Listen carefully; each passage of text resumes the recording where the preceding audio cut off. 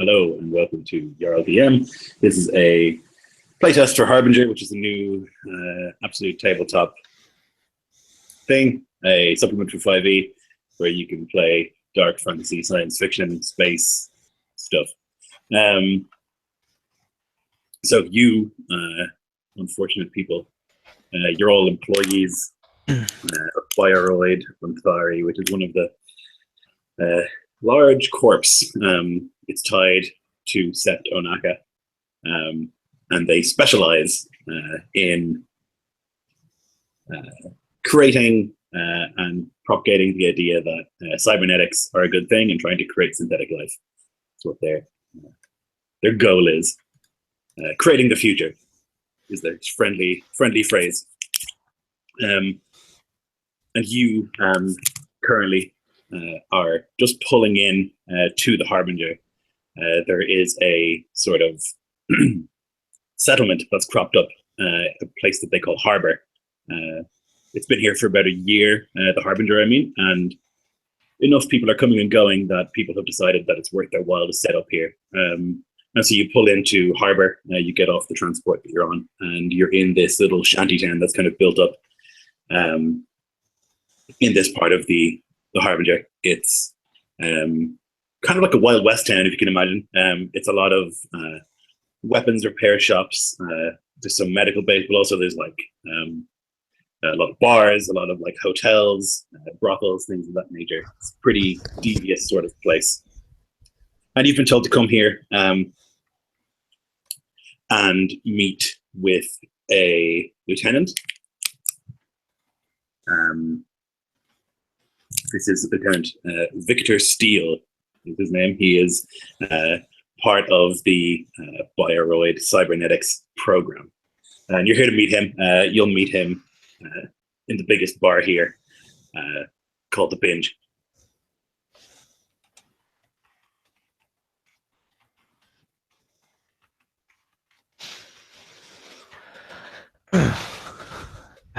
So Xander steps off the ramparts and into the shanty town. For some reason, I imagine it's dusty somehow, and it sort of kicks up around him a little bit. In the long coat that he wears sort of flares, big collar, low brim kind of hat, because he realizes his appearance can be off-putting, but he has a reputation.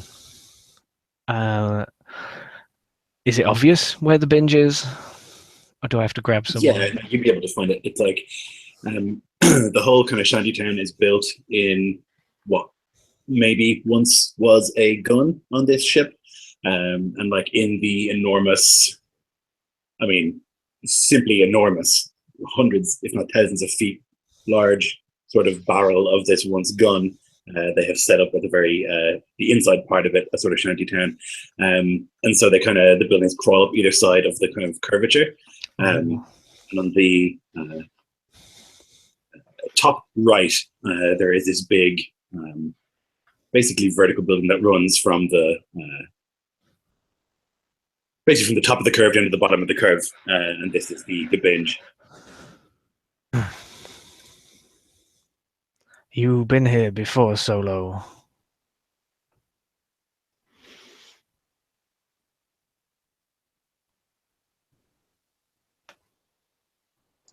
I have been here a few times. My travels. Good. Keep an eye out. I don't like this place. Not from what I've heard. I don't really like any place.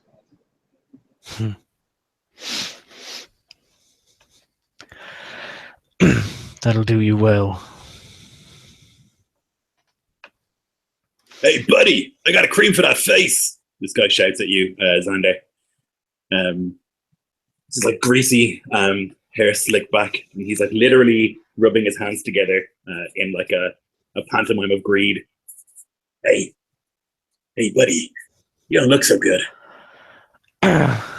I like turn to him, and it looks slightly unnatural when he turns, like a little jerkier than you would expect, and like quicker And he walks over like with his hat down, mostly, and then like gets right up to the guy, and then just slowly pushes it up, so we can just see it's all metal. And even like, and the eyes are like, I don't know, not even, they're still bionic. They're just like flashing, glowing dully. Somehow, I don't think that'll help me. He like A looks little. up, and he like barely misses a beat. He like looks up and he says, "I got some oil."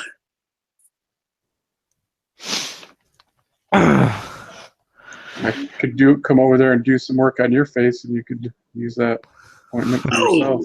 Hey, buddy! I'm just trying to help. It's not natural what was going on here. I just thought maybe it could help.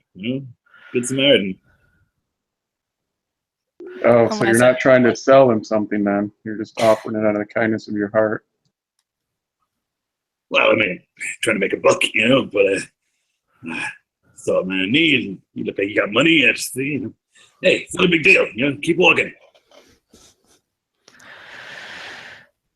Well, I hope that attitude makes you a prophet before it kills you. And then I turn and walk whichever direction I think the binge is in. Yeah, I guess you would see him like turn to the stall person next to him and like say, like point and be like, "What the fuck? What's that?" And there's kind of like a ripple that goes around some of the stall keepers.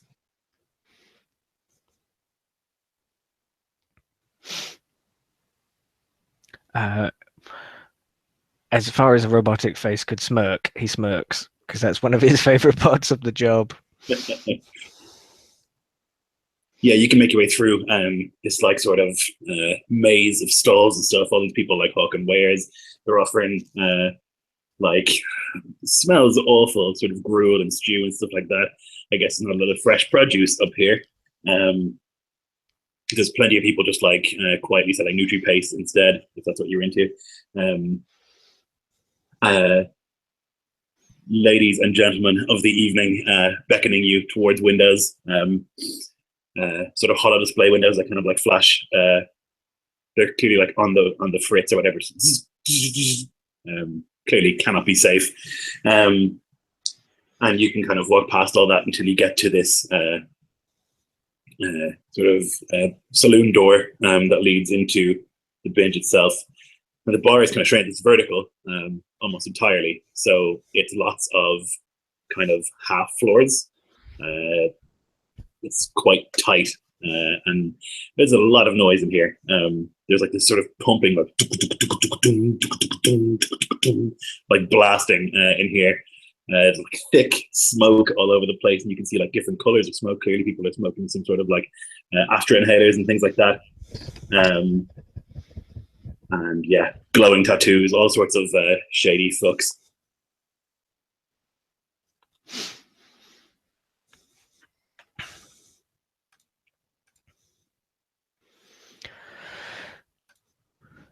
Any of you know this Steel by face? Would any of us know him? Yeah, definitely Solo would know him. And I think you probably would as well, Eliza.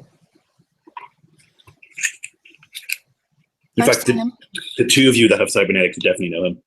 Oh, okay. Makes my question redundant. Yeah. Do you remember what he looks like, Eliza? I'll phrase it that way. I guess I'll tell you. Yeah, arrogant for sure. He's a lieutenant, and he was like one of the first to receive these cybernetics. He's got this like gnarly, sort of nasty necrotech eye. Sort of half of his face was removed in an accident, and they replaced part of his brain and his eye with this big metallic thing, and like it was of bad quality. And he's got all these like gnarly black lines going out from the tech onto his skin. Arrogant and ugly, hard to miss. Hard to pick out of this crowd.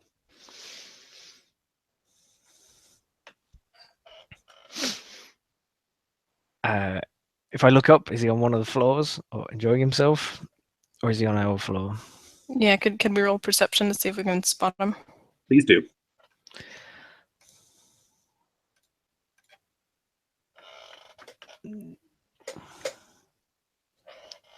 14. Yeah, you can see Yeah. up above.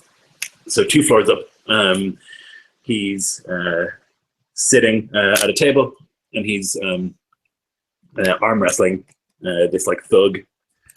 The thug has a glowing tattoo on his arm as he's like arm wrestling. It's like moving as he like bulges his muscles. They're trying to batter each other into submission here.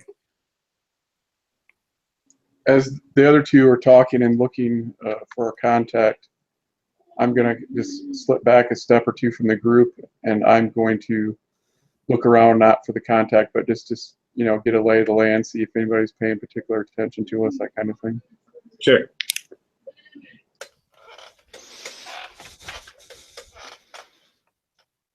So it looks like most people are just like doing their thing, drinking, smoking, gambling, fighting in some places. No one's particularly interested as you like walk into the bar.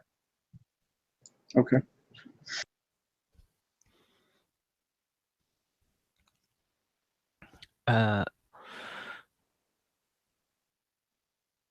Well, I point out to those who weren't looking up to one of the floors where this grisly match is going on. We have our contact.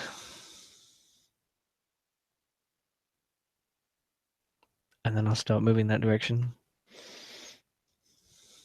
Yeah.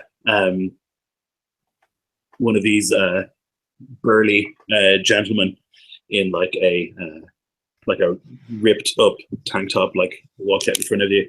He goes, "Hey, you want to smoke some blue?" And he goes, "Oh." He looks behind you at Eliza and he goes, "Oh, never mind." And he goes and sits back down. She rolls her eyes and goes, "I'm not sure if he had more t-shirt or more brains. It's a tough call. So little of both." People seem awfully generous in this town, getting nothing but offers. It's your good looks. They get me where I need to be. And it's just this emotionless face staring at you. As you kind of approach where the lieutenant is, he's got this big fat cigar out the side of his mouth. He's the most lieutenant-y looking man you've ever seen in your life. He's got like a buzz cut, scarred face, army fatigues, a cigar at the side of his face. He like looks at you for a second, then he like looks at the dude he's arm wrestling and just like smashes his arm into the table and like pulls a bunch of creds across the table towards himself. The guy is like, "Whoa!" and there's like some talking, some shouting. Lieutenant just like sits back and he gives him a gesture, like a chin up sort of gesture, like "Get out of here," and he does. And the lieutenant like points at the seats at his table.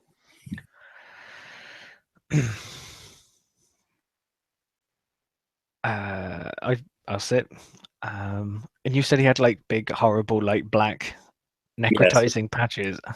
From his like cybernetic, there's all these like his veins and stuff have gone black in his face where it connects to the skin. Nice. Your cybernetic's looking a little worse for wear. You ever tried going skinless?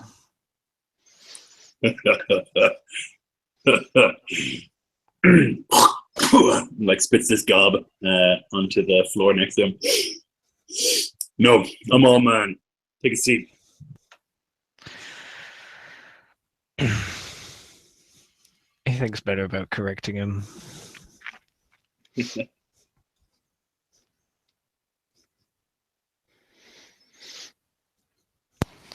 All right, Steele, we've made the trip. Here's the situation. We sent a team in 2 days ago. And we got a problematic response.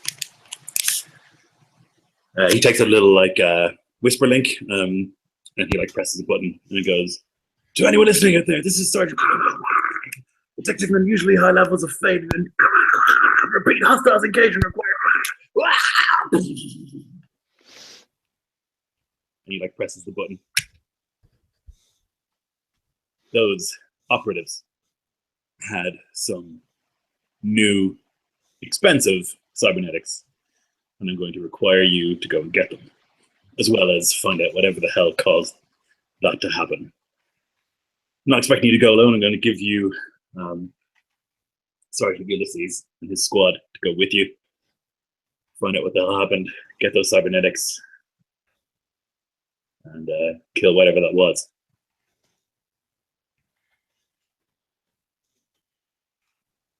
Eliza kind of flexes her hand, and you can see the energy running up her arm. She goes, "What kind of upgrades are we talking about?"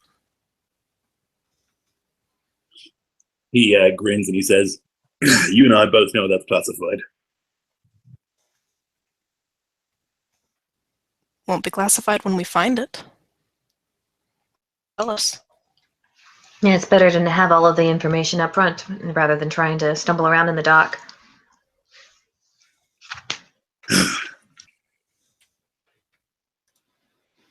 There's new upgrades. Sort of how to explain. I believe you have wired reflexes, some of you. Something along those lines, dealing with the synapses in the brain, connecting to the spinal column. It's pretty advanced stuff. It's expensive stuff. There's also implanted weapons. We want all of those back.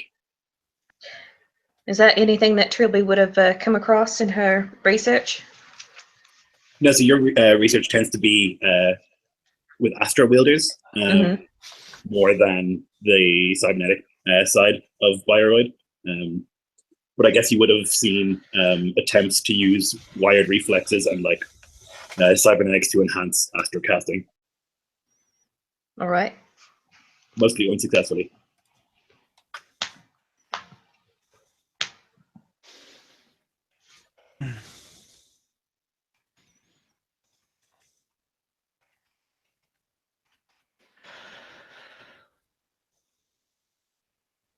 How many were in the squad?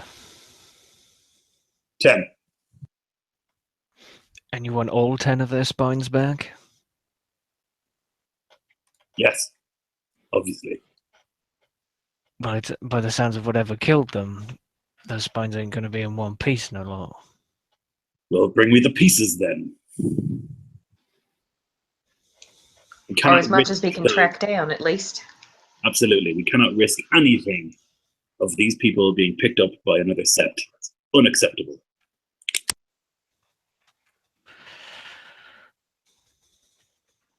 What do we get out of this if we are successful? You will continue to not be in the bad books of the corporation that you signed on with. Oh, right. Yeah, that's what we all want, to be in the good graces. And that's what you will get.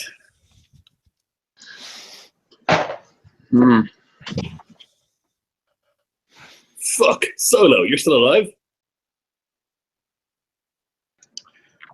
For the moment. Man. Well, one last go, huh? What else am I going to do? Stay in my bed? Hoorah!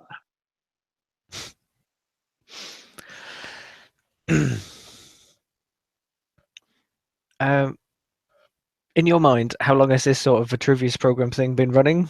Because I was thinking that my character would be one of the earlier sort of full body biroids. So his tech is old, aging. Yeah.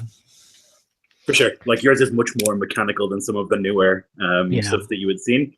Yours is very much cybernetic, very much mechanical, while some of the newer stuff seems to integrate directly into the body. Sure. Just like advance it some, you know. Because I was thinking he'll still have like partial organs and stuff, and the like half of it's been converted and chugging along, and like it feeds both some sort of oily solution and blood, rather than, I don't know, Liza's very sleek arm or feet or whatever. Yep. So you're probably like a Gen 1 sort of attempt at a full Cyberman. And these are like, I don't know, Gen 5 or 6 or something. Yep. Any chance we'll see any of this tech? But you'll see it when you grab it and bring it back to me. Right. Oh, you mean for you? Well, you know, retirement's coming up in a year. I was thinking a gift, maybe. Sending it to you guys. The gift. That's a good one. Yeah. I've been told I have quite a deadpan sense of humor. You're killing me, buddy. I don't know. I guess you could talk to I don't know what you would call them. I guess your parents, who, I don't know, scientists. Talk to them when you get back, and maybe they'll oblige you. Yeah, parents or something like that.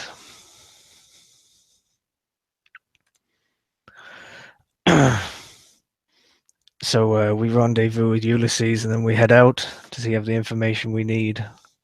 He does. You can meet him in Dock 42X. They got a ship ready to go. Are we going into the deep reaches of the Harbinger then? Correct. See you when I return. Absolutely. Good luck. I don't need luck. I've got a steady mechanical hand. That's all you need to kill something.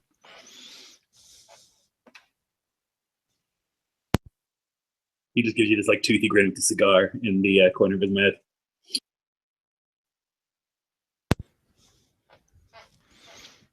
I shift my weapon to the other shoulder or something. Stand up.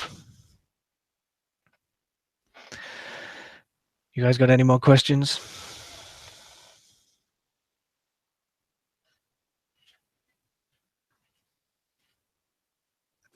I know all I need to know. Good.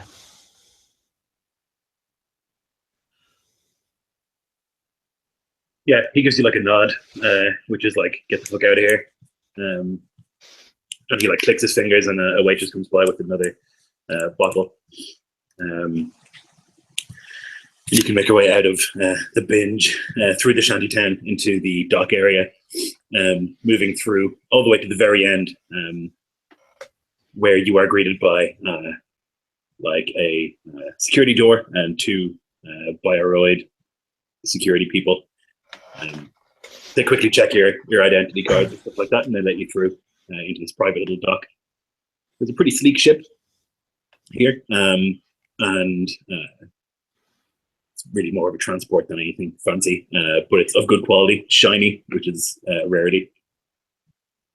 And standing at attention in front of it are 10 soldiers.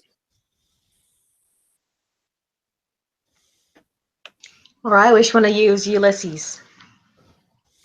That'd be me, ma'am. Your men ready to go?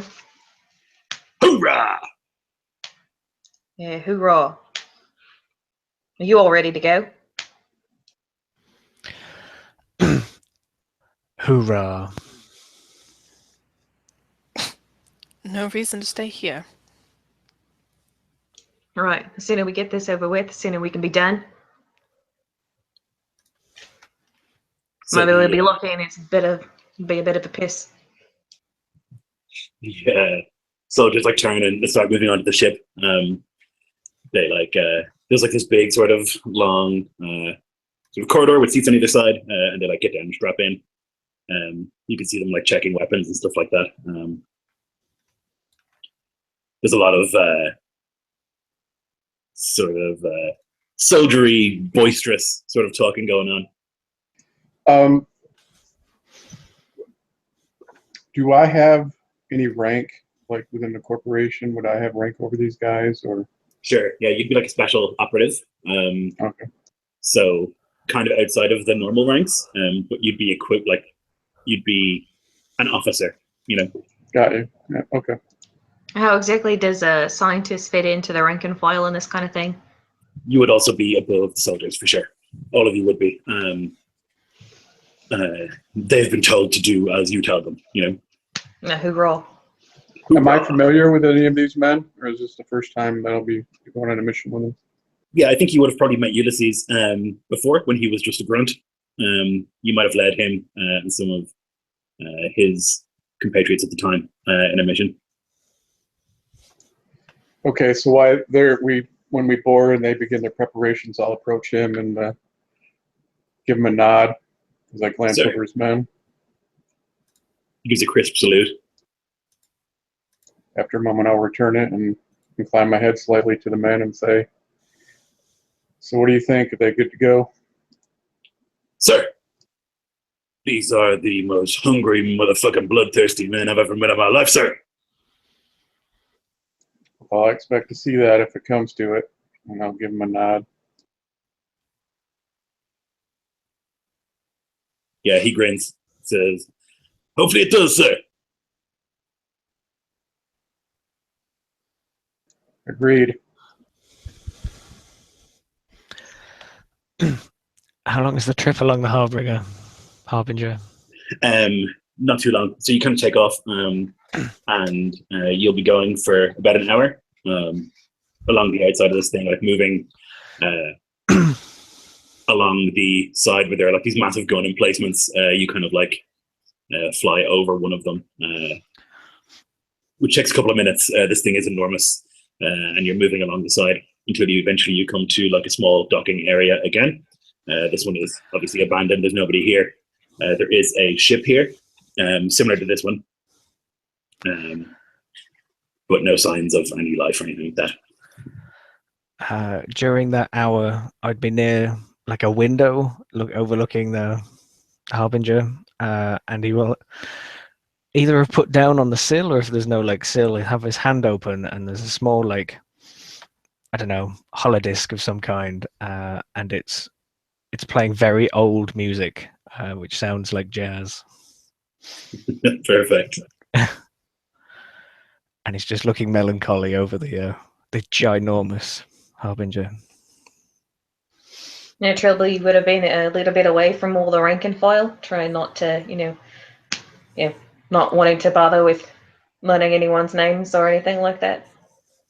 Is that probably wise? Yeah. I think you'd have been. She's been on enough of these missions to know not to get attached to the cannon fodder. Yep. Just gonna say, you've been on plenty of these like extractions. Your specialty really is going to find like mancers and stuff who have gone out of control, and like frequently you have seen men like these laid low. You can tell from them that there's like a real sense of excitement, that they're like really keen to get in here and like shoot some things. You can tell they're like really boisterous, and there's a lot of like, I've never seen the opening to Predator, you know, that kind of stuff. Yeah, Solo would. Sexual Tyrannosaurus. Solo would be in the mix of that. Huh?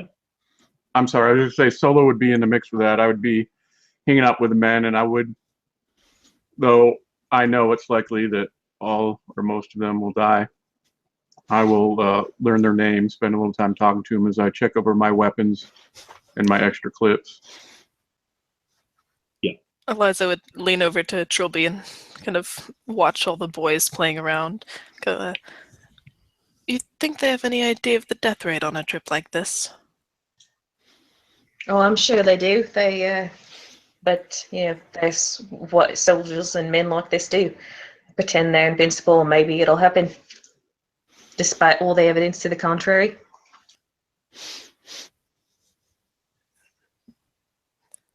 got me beat.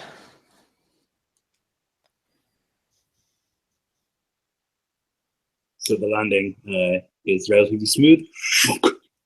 Magnocks are put in place. The ramp comes down, and Sergeant Ulysses kind of unstraps. All right, boys, here we go. Hoorah! And they all go, hoorah! And then they run off the ship.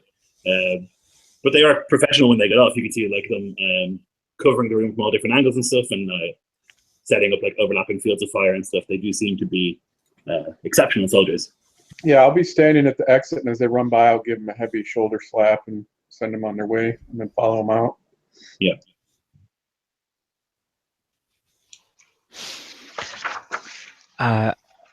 Very slowly, you see each mechanical finger like clasp down to the palm, and the music stops. And then he pulls the carbine out over his shoulder and moves out, like casually, not all fields of fire and everything. Yeah. A different kind of killer. Yes. So this is like a docking area, whatever. There is a door at the end that is closed, and Sergeant Ulysses looks to you, and he kind of like he actually does like these military hand signals, like, should I go to the door? Can I take a quick perception around the entry area where we're at? Certainly. Or investigation, which would you prefer? Your choice. Go with investigation then. 13. Yeah, so you can see that the ship that is here already is exactly like your ship. It's the same kind of ship. It's got Bioroid insignia and stuff on it, but it is empty. Like the ramp is still down, and you think the engine would still be running if it hadn't been 2 days and it hadn't run out of fuel.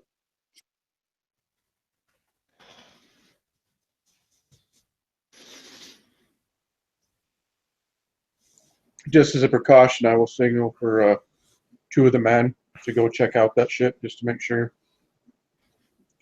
Yeah. So 2 of them like nod, and they move quickly and quietly over towards the ship, going inside. And there's like a and a whisper. Sir, you going to see this?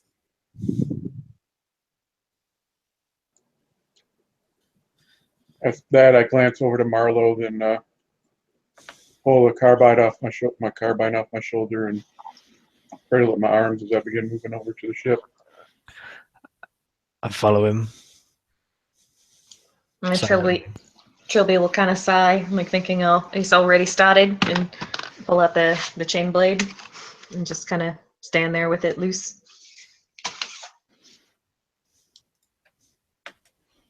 Yeah, you can come onto this little ship, and in the area where you had been sitting, basically, that like long sort of corridor, you can see 2 bodies in pilot uniform. They have really small wounds. There's like a wound, kind of like almost like a bullet hole sized wound going right through the center of the head of each one, and they're just like left here, splayed on the ground. From the back or the front? From the front. So they were shot in the forehead, and has anything come through the glass in front of them? No. And that, presumably, do the chairs spin round, or was there a room enough for someone? Or does it look like they've been placed there? Yeah, they're not in the pilot seats. They're in the like corridor bit. Oh, sorry. Right.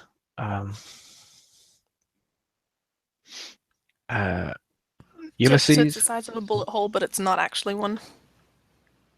I guess you wouldn't know. It looks like a bullet hole.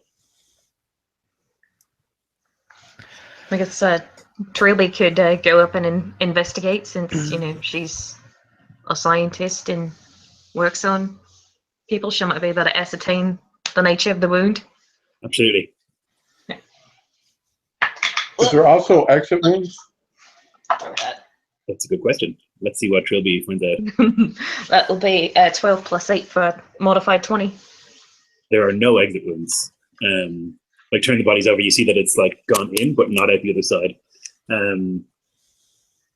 It's like crazy precise. It's just gone like into the skull, and clearly back out again. Does it look like a bullet wound, or does it look like it could have been done with some kind of tool? I mean, it looks like a bullet wound, like ostensibly, like if you were to just look at it, but you can tell it's not. There's no exit wound, obviously, so that's a major giveaway. But yeah, maybe it was a tool or something. Is it like even edges or sharp and jagged, like teeth or sole? It is jagged. It's also curved. The wound curves downwards. Nicely. Trilby will share this information. It looks like something did this to him, but it wasn't guns.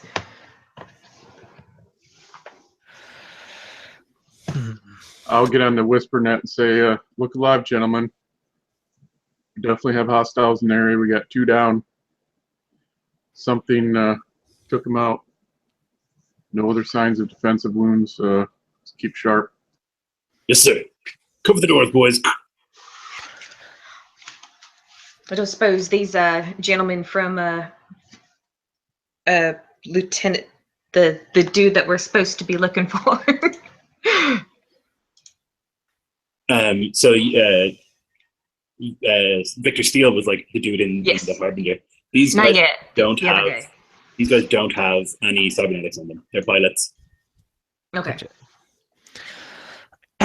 You sure, Doc? We could cut them open just to make sure. I pull out a large boot knife,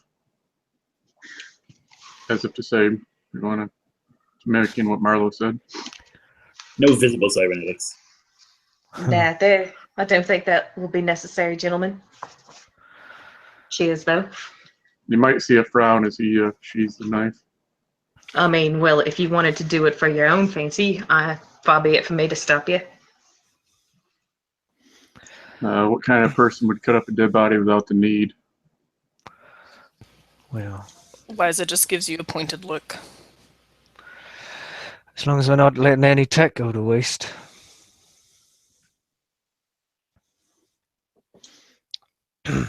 No, just need to be careful, because whatever did this to these gentlemen, it would have had to have been quick to get them like this.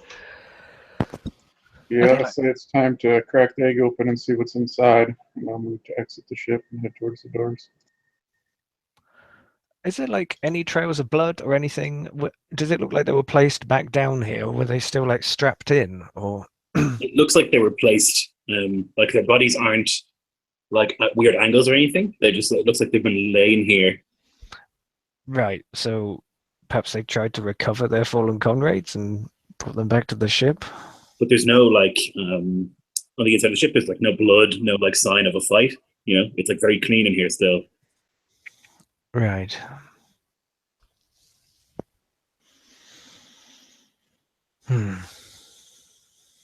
Curious. I guess we get to egg cracking then.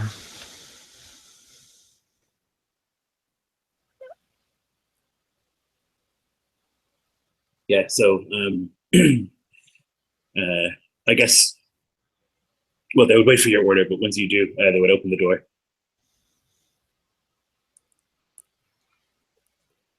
Liza just kind of look over at him and go, "Remember to look up. Everyone always forgets to look up." Yes, ma'am. So there's like a as the doors open, and inside there's like this pretty kind of tight corridor. You'll have to walk in single file. It's pitch black in here. There's sort of a dripping noise that you can hear. The floor is like a steel sort of grate, and the walls and ceiling similarly.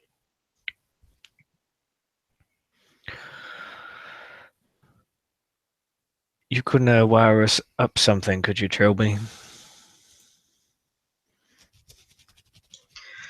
I don't know, could I wire up something? Turn the lights back on. So I think your explorers packs have like lights in them. Yeah, they have glow rods. Glow rods. Then, yeah, Trilby will just reach into her backpack and pull out one of her glow rods and be all like, we can just do it the old-fashioned way. Well, as long as you holding it, I've got 2 hands on my gun, and that's fine. I would imagine that there are like clips on your weapons that you can attach these to. It just makes sense to me. Yeah, you have that? Solo will clip his on as he glances to Ulysses and says, "You heard her. Light up." Sir. They like flick switches on their weapons. They have like torches on them. Their weapons seem to be a bit nicer than yours. They're like some fancier looking guns.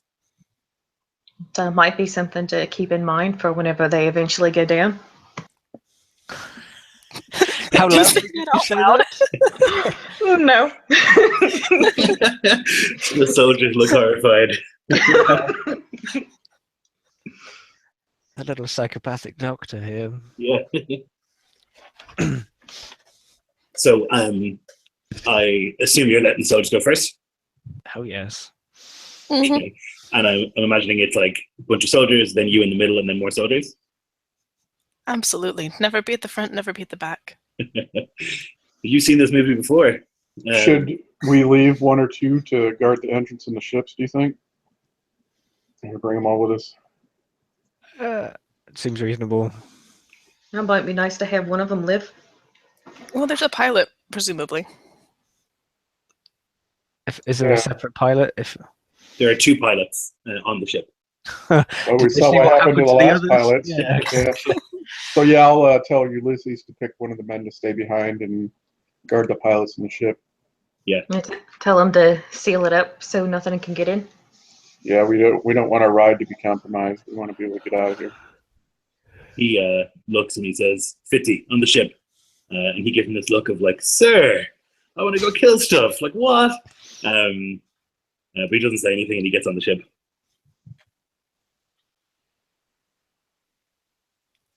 And you can head into the corridor. As I say, it's pitch black apart from like the glow of your globes, your rods or whatever. And there is a sort of dripping noise. And you can kind of tell that underneath the grate, there's like some sort of coolant fluid or something moving around. It's very, a lot of bare sort of exposed wiring and stuff like that. It's all just like, Probably not creepy at all. no, it's fine. It's pretty ideal. Like lots of just like metal sort of grates covering all the machinery and stuff in the side of the walls. You're going down this hallway for about 10 minutes before the soldier in front like stops, crouches, puts his fist up, and that like carries down the line. And then on the whisper, room up ahead, lights.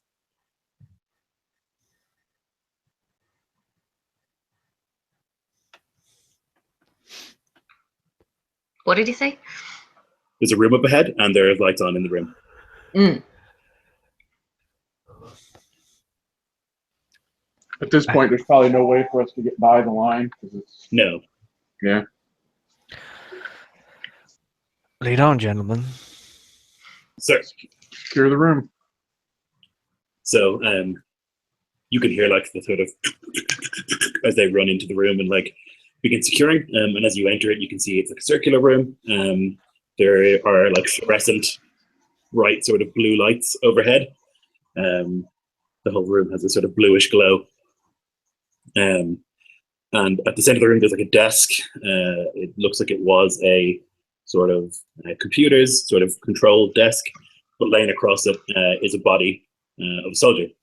He has sort of very fine metallic lines kind of going from his temple down and into his ear on either side of his head. And he's got similar sort of fine metallic lines along like lines of his fingers and stuff like that. And he's laid on the table, his eyes are closed.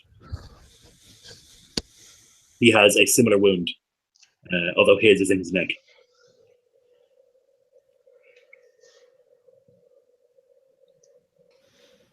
So, does it look like those lines go down on veins? It actually looks like they go along bones. On the fingers, anyway. Eliza looks over at Solo and goes, "Knife. See what's inside."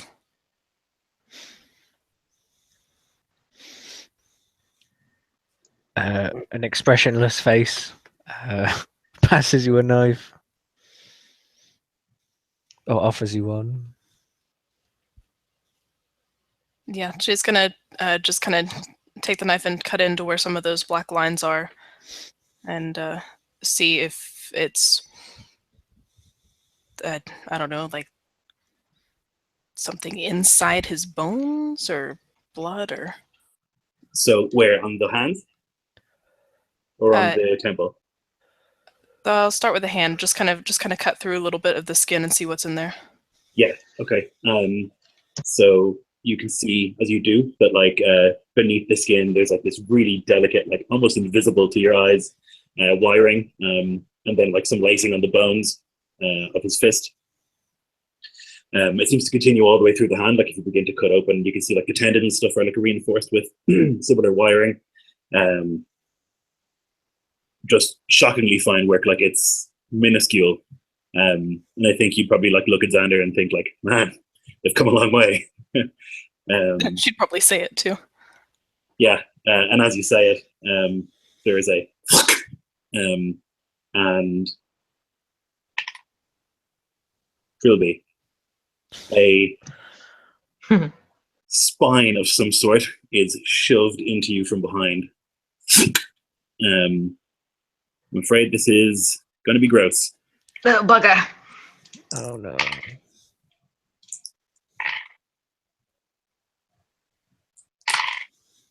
Oh, jeez. I rolled so poorly. You were very lucky. Yeah, that sounded like a lot of dice. I heard so many dice. Yes. So you're going to take 14 piercing damage. Oh, Jesus. And I need you to roll a percentile. Oh.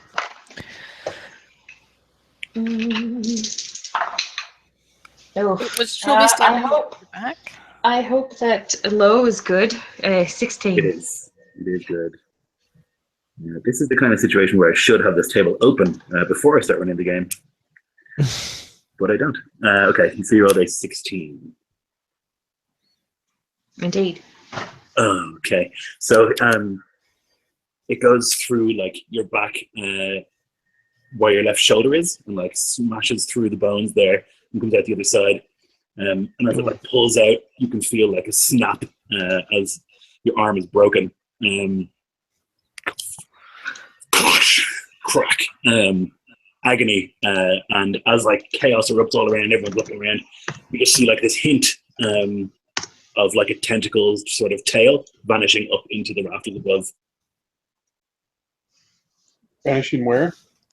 Up into like the kind of what would you say? They're not rafters in that wood. Basically like the ducts and stuff above into blackness. Okay, yeah, in the ceiling. Yeah. Okay. Eliza yell at the men, up, look up. I told you, damn it, look up. Like two of them panic and they just begin like firing up at the ceiling. Like one of them shoots the light and all this like fluorescent stuff like falls down. Just like and the sergeant's like, order, check your fire. It's like chaos erupts and you all heard the audible snap of the bone. That means, unfortunately, for Trilby, that you are unable to use two-handed items for roll me a d4. All right. 1. 1 week. Oh, jeez. And this was like a 16 or something, like a 14 on this. On the D100? Oh, So God. I'm sure you're familiar with in Star Wars that they have the lethal blows. Oh, So that's how basically high what are the happened here. lethal blows? Jesus Christ. So I imagine Xander was like replying back to Eliza going, well, some of us have to be trendsetter, like even if we don't want to be. And then there's this horrendous crack and he sort of turns and he just like blood just hits his metal face or like even on his eye and it just kind of slowly drips down and there's like no movement to like wipe it off or anything. As the kind of chaos erupts and all this sort of stuff, there is a pop, a splop, a burst. Something pops out of the throat of the dead soldier on the table. A sort of worm-like creature, purple, and leaps onto the back of one of the soldiers and begins like rips through his clothes and begins burying into his skin. He's like, "Oh God, no!" Ah! And he's like trying to get it and he can't. Yeah. Is that roll initiative or Yes, please. just slap the man? Okay. Yeah, I suppose Trilby with that happening, like the thing going through her fucking shoulder and getting part of it ripped away. She's just kind of like doubled over and like clutching her shoulder. But I said, "Oh, geez, fucking hell, a 22 for initiative." Nice. How did I end up going last with 19? Jesus Christ. I rolled a 19 and a +3 dex. Yeah, Solo, what's your plus to Dex? 4. Well, okay, he goes first then, before me, because I got a +3.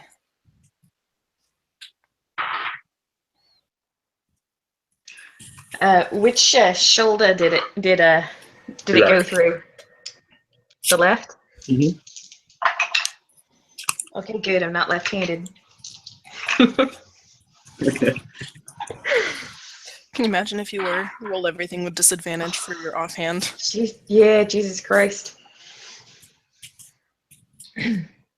Actually, I had a game where we had to figure that out because someone lost in their first session, so we had to figure out how to roll to see if you're left-handed. No good. Truly, you're amazingly the first to react. I guess you're in a heightened state of awareness with your arm broken. Okay, so just adrenaline pumping through her. She probably dropped the chain blade whenever the shit went through her arm, so she just grabbed the short auto gun at her side and shoot at the creature that's attacking the soldier. Yeah, so just before you shoot, it is like on his back. Like it's like a little worm on his back and it's like burying into him. So if you shoot, I might hit very him. likely you will shoot him. Well then, I won't do that, and I'll pick the chain blade up and then try to cut at it, like slice at it, I guess. Okay. That'll be a 14 plus 7, 21 to hit That is a hit. with 8 points of damage. Yeah, so like the teeth whir and like slice through this thing. A little bit into the soldier's skin as well, like, and then as you see the purple blood begin to turn red, you like pull the chain blade away. The worm like falls, but the head is like the teeth are like lodged in. It's not moving anymore, but it's like lodged into his back. Oh, jeez. And that's the end of that fight. Okay. But you said he still has the teeth lodged in him? Yeah, he's screaming in terror. He's like, "Ah, Sergeant, I want to die! I don't want to die!" Hold still, boy. Yeah, two of the soldiers like grab his arms and like hold him still. I think Eliza's still got a knife in her hand, and she'll gesture it towards Trilby. Like, do you want to get it out? I mean, you're not looking so good yourself, but... It's like, yeah, you fucking had something go through my shoulder. You don't see me taking a piss like this. And she'll take the knife out of Eliza's hand and try to work the teeth out. A medicine check, please.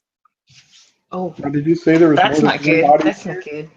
I'm probably So not there's good at those. just that one body that was laid out on the Okay. table. What is medicine modified by? Wisdom. Okay. Wisdom. Isn't it? Awesome. Yeah, it is. Yeah. Making sure. Oh, cool. 19. So that's gonna be 20. No, 19. My wisdom is shit.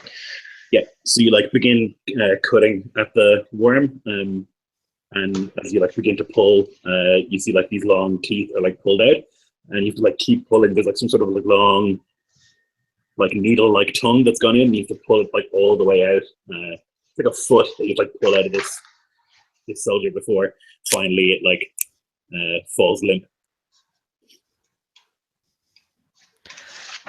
Is it roughly the size of a bullet hole? Yes.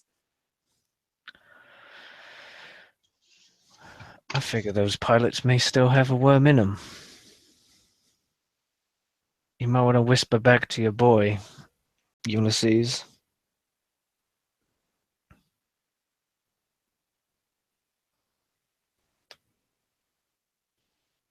Yeah, Because sorry. we saw this thing leave the body of the soldier, right? The worm? Yeah. Yeah. Okay.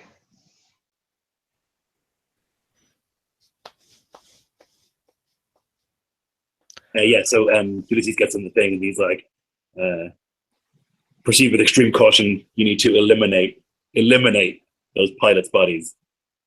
There is something living inside them. Take extreme care. Did you say that that other ship had run out of fuel? Yeah. Yeah. Okay. I would burn them if I was you. Burn them. It's a real shame you guys aren't packing a flamethrower. It's not standard issue, sir. Yeah, right about now I wish it was. They say it's dangerous to use that stuff in space. It's pretty dangerous to fight brain worms as well. I agree, sir. But to be fair, it's not just the brain. This one was in the neck. It doesn't seem to be any particular about his body parts. Talking about body parts, you seem to be handling having your limb disabled. Sure, there's nothing you can do for that? Not me personally. No sense in getting all twisted for no reason, for something you can't fix. Mechanically, I was suggesting to like mechanists, which isn't that you and Eliza? You can heal yourself because you lost like half your health, didn't you? Yeah, I'd be. Go ahead. On a scale of 1 to 36, I'm about a 22.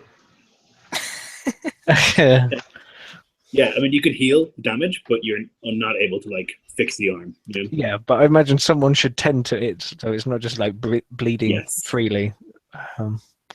Liza would walk over and she'd just push a compartment on her arm, and this little blue spherical ball kind of pops up and it kind of buzzes around, and you just feel the little blue sparks of Astra going into your shoulder, and the damage heals you up. It's a D8 for that, and just kind of stops the bleeding. And then when it's done, it goes back into the little compartment where it was hidden away. Do I need to roll that, or do you? That's up to you. I'll You let can you do roll it. Oh, okay. Okay, fine. Okay. 4. Okay. Trilby will just kind of stand there quietly during all this, and afterwards just kind of nod at Eliza. Like, cheers. No problem, mate. Can't fix the bone, but at least you're not pouring blood anymore.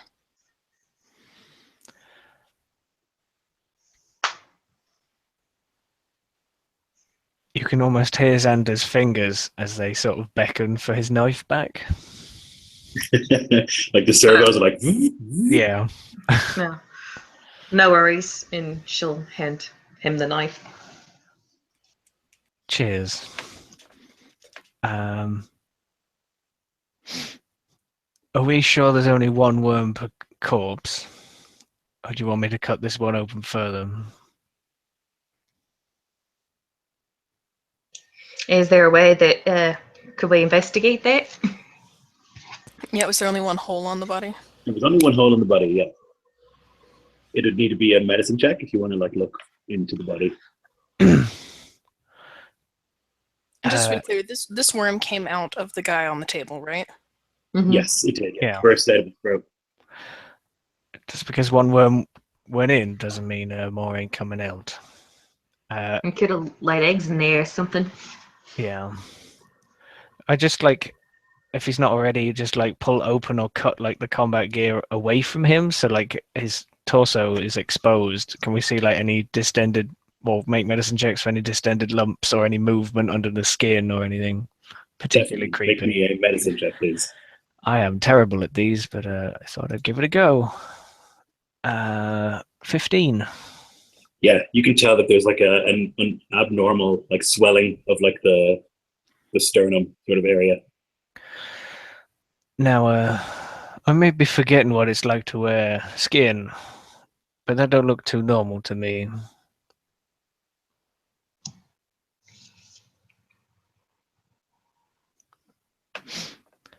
Well, you've got to take care of it without damaging the cybernetics. Okay, we can't rightly burn this one. We're going to have to deal with this problem each corpse we find. We're going to have to find a good way to deal with this. Is it like it? Ulysses, this cybernetics, as far as Steele told me, it's connected to the spine.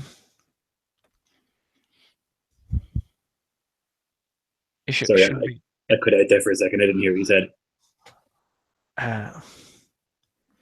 I was saying, Ulysses, as far as Steele told me, this cybernetics was connected to the spine. It shouldn't be localized to the chest, which is where the swelling is, right? That's correct, sir. Why don't you get your chain blade and just cut right across it? All right, and Trilby will get her chain blade and cut right across it. Can we be ready for anything coming Yes. out to get shot? Mm-hmm. Yes, would be ready. Yep, no problem. So you like cut through, and it like opens with the slightest bit of pressure, and it's like this like sack, sort of yellowish. And as you cut through that, there's like maybe a baseball-sized mass of tiny purple worms like writhing around in there, and like as the air gets to them, they all seem to like shrivel. Some of them you can see are like at the bottom are like digging further into the body. Don't suppose we have anything that would cauterize these little buggers, or if there's anything in the room that we could use to burn them out. I'm not sure, to be honest. There's nothing in the room that you think would be particularly flammable or anything like that, but maybe I guess glow rods get hot. That's possibly the only bit of equipment, I guess. There's no weapon or anything or grenade in this system yet to do fire damage. We could cauterize it with glow rods. Yeah, or like the smoking barrel of a gun or something. Yeah. I mean, I would assume that you guys would have like lighters or something. I mean, I don't know. Space lighters. Yeah, Well, space matches. Or One like of my talents is to modify armor and weapons, so presumably I have tools. Yes. you have an arc tool. Yeah, I've got an arc tool. That's right. I would assume there's like a blowtorch on there. Yeah. I would. So, Liza, you got anything that could make these little buggers sparky?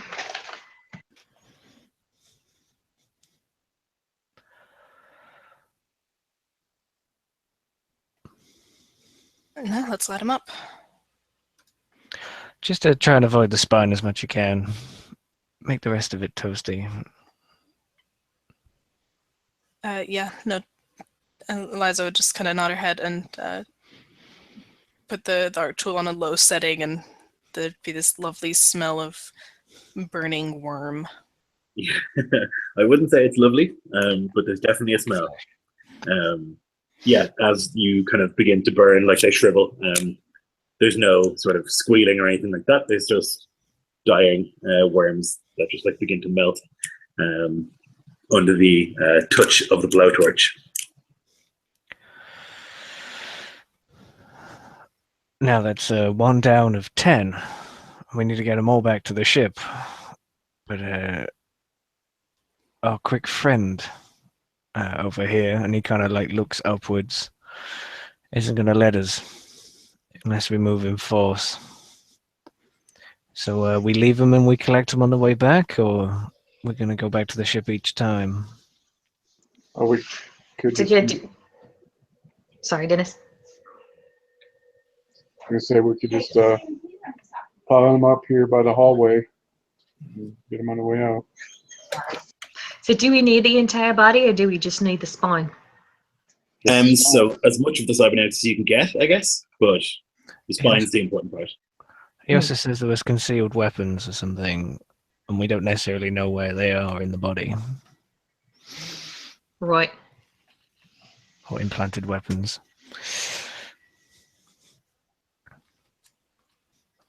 Well, hopefully it wasn't these little squirmy friends as the implanted weapons. Trilby tries to put up both hands to do finger quotes, but can't move the other arm and kind of winces. I know they've gone far, but I think worms are a little distasteful.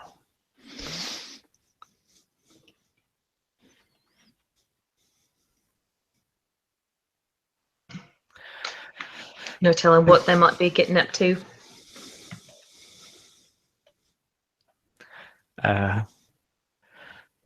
You probably hear the servos go as he sort of like gives you a nod as a prime example of the evil that they're ready to perform. Well, shall we, gentlemen? Yes, sir. He turns to Eliza. Do you want to tell him, or should I? Be my guest. Eyes up. Sir. And is there one exit out of this room, or is there several? There's quite a few. There's 4 different ways out of this room. Right. Speaking of way of looking up, can we take a look at the place where the big friend scurried off from? Sure. Investigation, please. Jeez, that's 19 again. 27. Holy moly. Yeah, so with your supervision, you're able to look up there and you can see that there's like a slight residue on the like metal poles and stuff on there, sort of like purplish goo, I guess. And you can see that like one of the poles is like bent under weight. Yeah, but it goes up quite quickly, and so like you can only see the bottom layer before it gets shrouded in darkness, you know. I mean, it looks like a ventilation system of some sort that it went up to, or did it kind of like make its way through solid sheet metal? No, there's like yeah, kind of like a ventilation system. It's really just like it's like there's a ceiling of like a metal grate, you know, but then above that there's like basically another level, a sort of smaller level, and there's lots of like machines and stuff up there. It's obviously gone through there. So it could have gone anywhere. Yeah. It Could be seems right to be behind you. using, it seems to be using the ventilation system to transport. So, you be careful. Look for the vents. Yes, ma'am.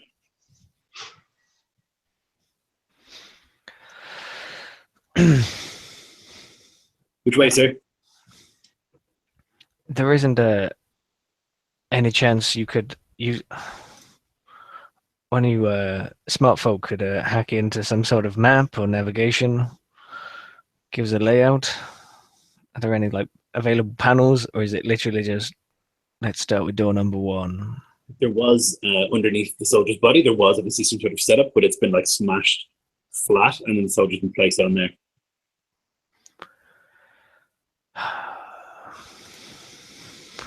Just saying that they're crude methods.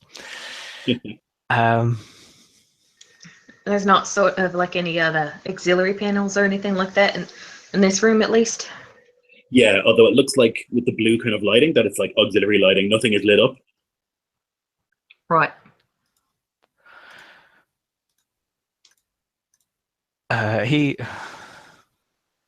going to move to the first door with some of the men either side, and that whoever has a particularly high intelligence might find it kind of interesting that this like from this steel face you can hear the sigh come from within somewhere, which is not perhaps what you would expect from a robot. I can imagine it sounds almost auto-tuned, like. I haven't got an auto-tune app for this Hangout, so I can't do it. But I'll move to the first door with some of the guys in their normal kind of flanking positions, and then door number 1. Yeah, so they head down there.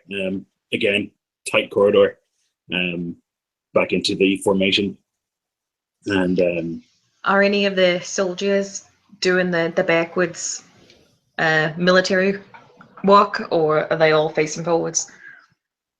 yes, they are doing whatever good soldiers would do. I'm not a soldier, nor do I have any idea of how soldiers react in the situation, but they're doing things that a really good soldier would do. So basically, we've been attacked from behind, so now they're making sure it doesn't happen again. 2 of them are looking straight up, just in case. Yeah, and there's a lot of like kind of like shining lights upwards and around in different directions and stuff to make sure they're covering all the angles that they can. And as you're walking down this corridor, it's tight again, so it's like a one. Basically one person in a line. It's maybe 15 minutes later that you hear above you a sort of skittering. And the soldiers, one of them, lets out a yelp. He goes, "Ah!"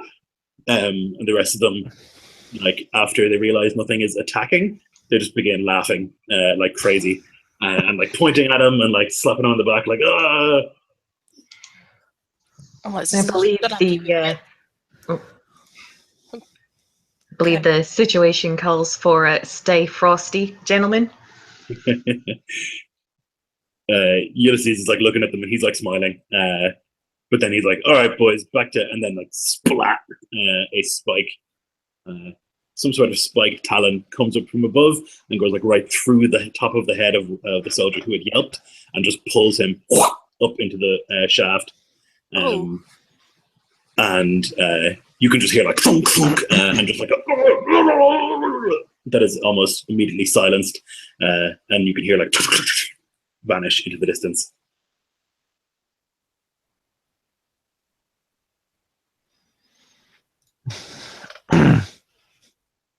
And then there were 8. Beat me to it. And we've been in this single file thing for 15 minutes. Yes. Is there any sign of an ending? Not currently. Just based on our general knowledge of these types of ships, would we like kind of know where we're headed, like engineering or anything like that? So the issue with the Harbinger is that it's like a ship that's almost as big as a planet. It's just so fucking huge. And in my headcanon, it's basically like a bunch of ships that have been smashed together, like a space Hulk. There's like all these different things that have been smashed together. And so there's no rhyme or reason to it. It's like just this huge, endless, trackless hell of darkness and aliens, seemingly. So you don't like, every time you go in, it's like a different part of a ship. And like sometimes it's in language you understand, sometimes it's like not even, sometimes it's like jungles and stuff that you come to. It's just impossible. Brilliant. I don't like this hallway. It seems like we're easy pickings. We didn't fare much better in the room.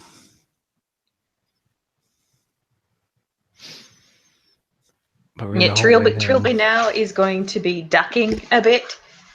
So she's a little bit lower than the other soldiers and what have you.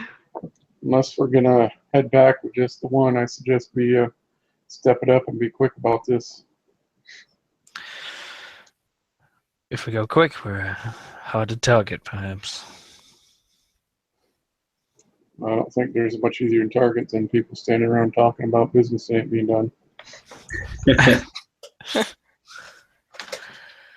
You heard us. Step to it. Yeah, you pick up the pace to a light jog and begin moving. And the 10 minutes go by until, again, There's a sort of crouch, room up ahead, lights. I bet the jogging was great on a broken arm. Yes, agony. Throbbing a bit.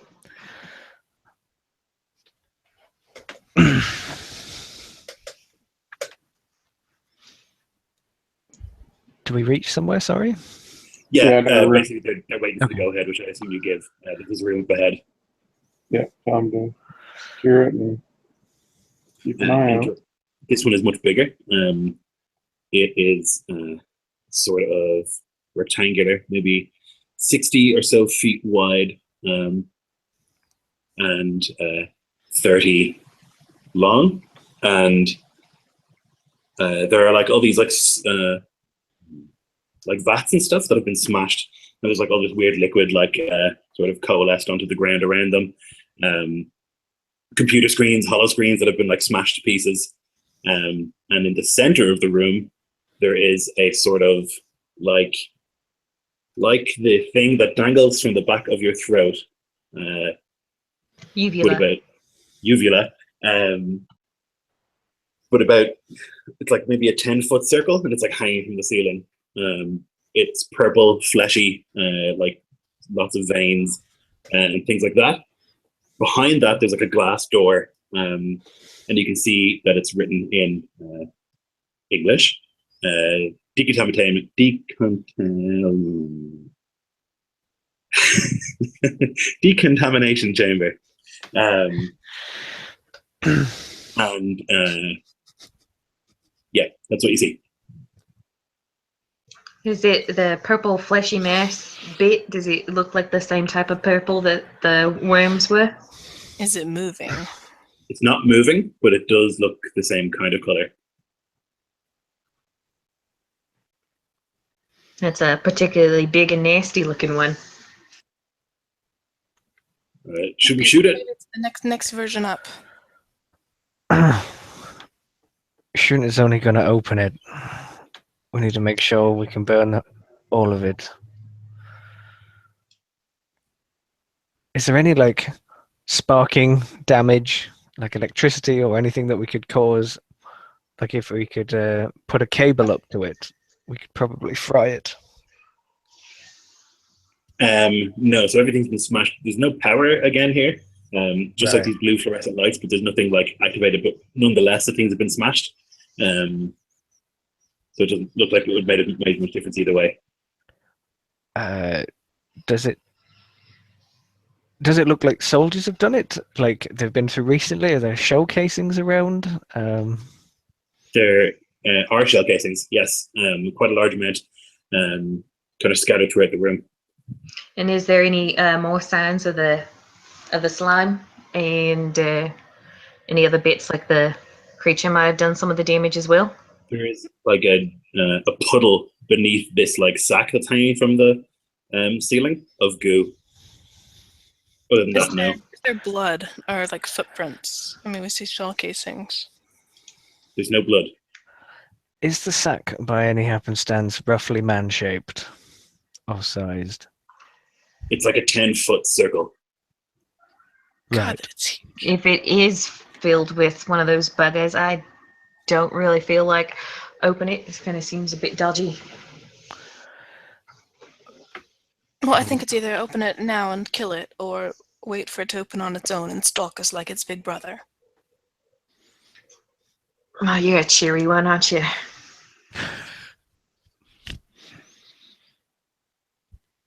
I agree. I don't want to leave this thing here if we're moving past it. Did you say there was like some sort of pods or containers or something in this room? Yeah, so once it looks like it might have been a lab or something. There was like sort of vats and stuff here, but they've been smashed open. And there's like the liquid that was in there is like coalesced around the ground around them. Okay. Don't suppose there are any hard copies of notes. I know that all of the terminals are down. Are there like any did anybody like making real notes with pen and paper? No such luck, I'm afraid. Damn. And does So it look like you said that there was like broken vats all around, like this fleshy bit thing? Does it look like maybe it grew out of something there, or? No, it looks like it's not connected to those vats. Like it's hanging from the ceiling. And like if you look up there, you'll see like, around these grates and stuff, that like there are tendrils kind of stretching out, obviously holding it up there. It doesn't look like it's connected to the stuff that's broken. All right.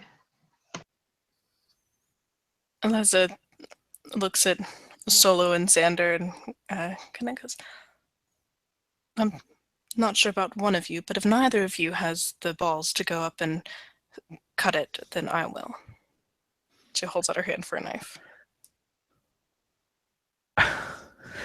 Well, if you're gonna cut it, do it with a real blade. And Trilby will pull out her chain blade again. It's like, why use a knife when you can use a sword? That's not a knife. This is a knife. You had to. You had to. Mm-hmm. As they're having that conversation, I'm gonna shoulder my carbine with a strap and pull out my auto gun and aim it at the mass. Yes, I would appreciate if the rest of you were ready in case this goes sideways. Eliza looks over at Solo and goes, we're probably being watched right now, but just in case, let's not shoot unless we have to. I'd rather not draw anything else to our position. All right, so I guess Trilby will go up and slice the big nasty booger. So as you approach, and the second you step on this puddle, which is unavoidable, the thing kind of like bulges a little bit, and then a face appears. Like if you imagine it's this big membrane, like a human face appears, and like it's kind of like stretching the membrane out, and it's like hands are like pushing against it, and you can just hear like a.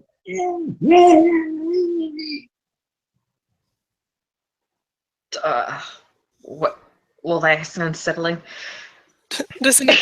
We all can see this face, I presume. Yes. Yeah. Does it look like someone was like trapped within Are they it? alive? Yeah. I mean, there's groaning. It looks like it's like pushing up against the membrane itself, and you can see like the shape of the face, and then another, like a second one, pushing up against it. All right. Well, then, rather than hacking into it unceremoniously, Trilby will try to be a little bit gentle and try to give those poor creatures a cesarean.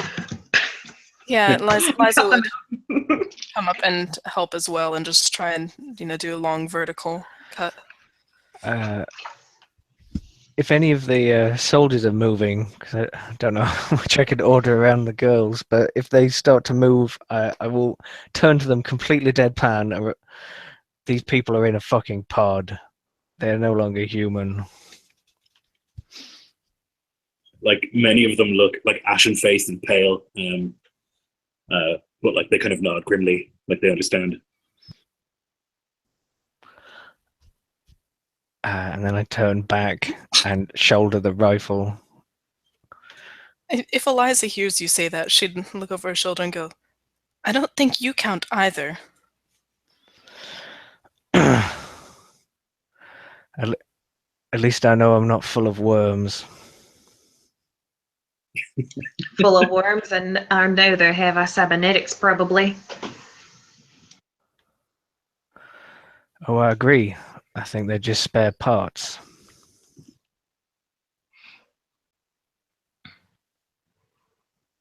If they're alive, that's unfortunate.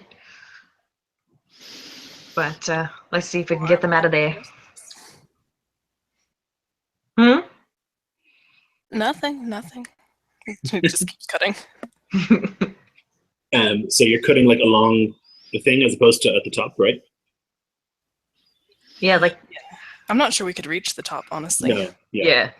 Okay, so like the blades do go through, and you can begin cutting, and like this sort of stinking goo comes like pouring out of the wound, out of the cut. There's like fluid splashing onto the ground. stench is really bad, and then you can see like as some of it like splashes onto the ground that there are like tiny little worms occasionally like wriggling around on the ground. And as you keep cutting, eventually there's like a and a big sort of splash of water, and then like a thunk, thunk, thunk. 3 bodies hit the ground. They don't actually hit the ground. They hit just before they hit the ground. There's like almost like a twang. They're like attached by some sort of like tentacle that's like burrowed into them and is holding them via their spine. It looks like. Nice. So they're like marionettes hanging down. Liza's going to be Or umbilical corded. booting on the little worms as they hit the ground. Yeah. Yeah, Trilby would be stepping on them. These aren't fortune cookies. Crunch, crunch, crunch, crunch, crunch, crunch. They don't seem to have anything good inside them. The men are like hanging like marionettes, and one of them just, kill me now, quick. Absolutely. And Trilby will, either slit the throat, cut him, like behead him with the chain blade, or shoot him, whichever is, if she can't reach him with the sword. Don't sever the spine. Yeah, Liza's just going for the jugular, and if that doesn't seem to work, she's going to go up under the ribs and for the heart. Yeah. Sure. How hot? Yeah. It's like, are they reachable with the blade? Yeah, like there's like this sort of purplish tentacle that's like seems to attach to their spine that's holding them up, but you can like cut at them. The soldiers kind of say like, "Ma'am, we can do the headshot." Yeah, I was going to suggest the same thing. There's 2 women like carving on them. How about well then do your duty, soldier. Double tap. All at once they fire. Liza big just goes, explosions. that was loud. A splat of blood like on the wall, on the glass visor of the decontamination chamber. Whew, got it. Behind, and they kind of stop wriggling to some extent. The unexpected thing is that these tentacles begin to pull them back upwards. Ooh. Can we cut them down? Sever the tentacles. Yep. Certainly try. Yeah. I would like to certainly try. Do I need to roll? Yes, please. Okay. Does this Whichever count as a creature that has not acted in the initiative yet? We have not rolled initiative, I'm afraid. Damn. Okay. Let's see it. I It get one. will be an 18 to hit Yes. with 13 points of damage. Yeah, so you slice right through. And then the body hits the ground. If they're pulling up too quick for them to get all 3 of them, I'd order the men to fire like just a single target, just to cut the cord with massive bullets. If I have time, I try to get the other 2. Do I have a... Yeah, I think I've got one with a 23 Definitely. to hit. And 5 damage. So you don't cut all the way through. I'm just sawing away at it with this dinky knife. Can I help her finish that one? So not yet. As you like begin to saw through, the tentacle like whips the body around and like tries to smash you with it, Eliza. Oh. But it misses. You duck under just before, and it like sails this body like limp. Bloody hell! And the soldiers just and separate the tentacle from the body. And then the tentacles are like hanging limply now. And there's a silence that like you can hear the ringing still of the many, many shots fired. I sort of turn to Solo because I imagine we're kind of close. These girls are suicidal. I don't know how long they've been in the business, but when you've got a whole bunch of soldiers with you, why would you get so close to it all? Solo will grin and say, well, You have to admire their enthusiasm. Yeah, I'll admire it when they make it back. We'll just take a quick break there, guys, I think. We need to go to the little boys' room. All right. All right, 2 minutes.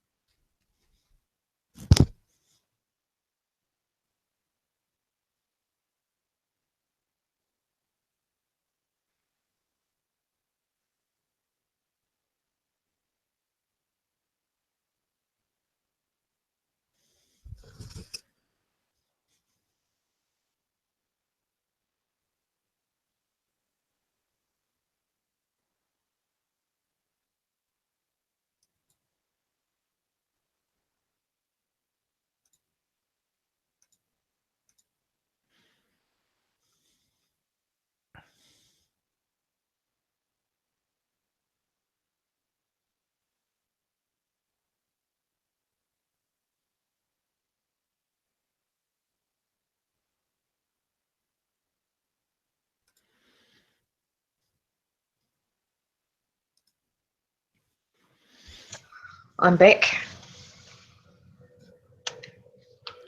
You may be the first. I'm here.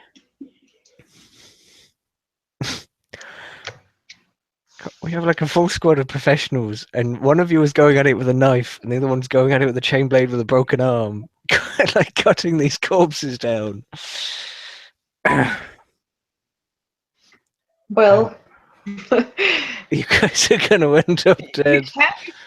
okay, So that's just dead. you can't really what do you want to call it? Shoot down, cut. This ain't Robin Hood. When you have 10 guys with automatic weapons, you can shoot into something enough that it will destroy it.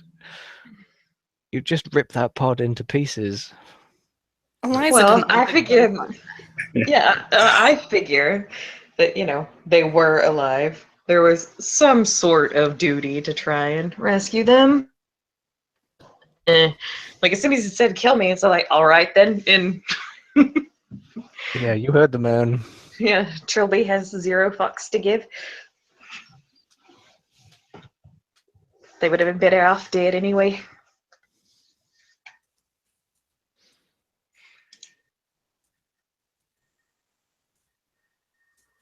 This is fun. always look up. Always fucking look up.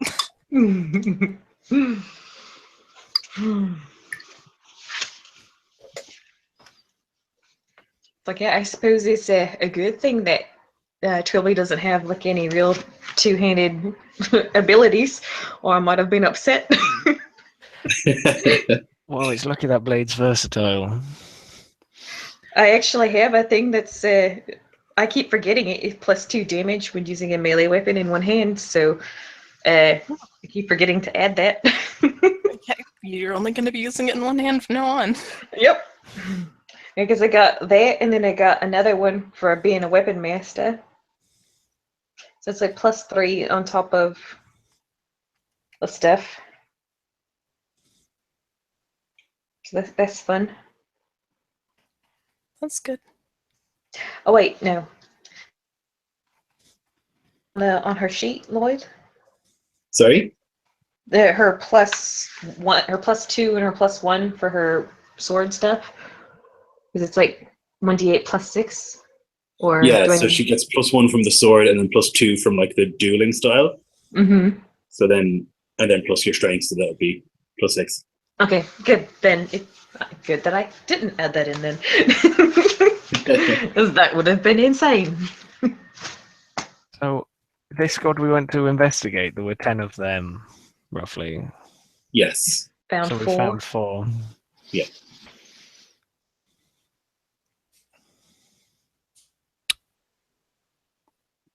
Wonderful. So it looks like the only way through here is the decontamination chamber. Hmm. Or you can go back. No, We with can 3 see through bodies, the- it might be a good idea to go back. Is there any kind of window on the decontamination chamber? Yes. Yeah. Yeah, we can see through it, I think. Yeah, you can see into it. And even to the other side. It's like clean, no sign of anything in the chamber. And it's like well lit as well. It's not on the Okay. auxiliary lighting. No, it seems to still have power. Well, that's and- good. Yeah. So there's like a door on this side, like a sort of, it's like it's see-through, but you think it's like more like plastic glass, like bulletproof sort of glass. Yeah, yeah. And the Yeah, I'm assuming it didn't decontamination. shatter. Sorry. No, just saying, I'm assuming it didn't shatter when they were all shooting towards it. No, it did not. Does the other side of the decontamination chamber look intact? Like the seal hasn't been compromised? No, it hasn't been compromised. It might be a good idea to leave it that way. Well, we've got other doors to try. Just if we need to come back here, it's going to be another 15-minute or more trek through Death Corridor.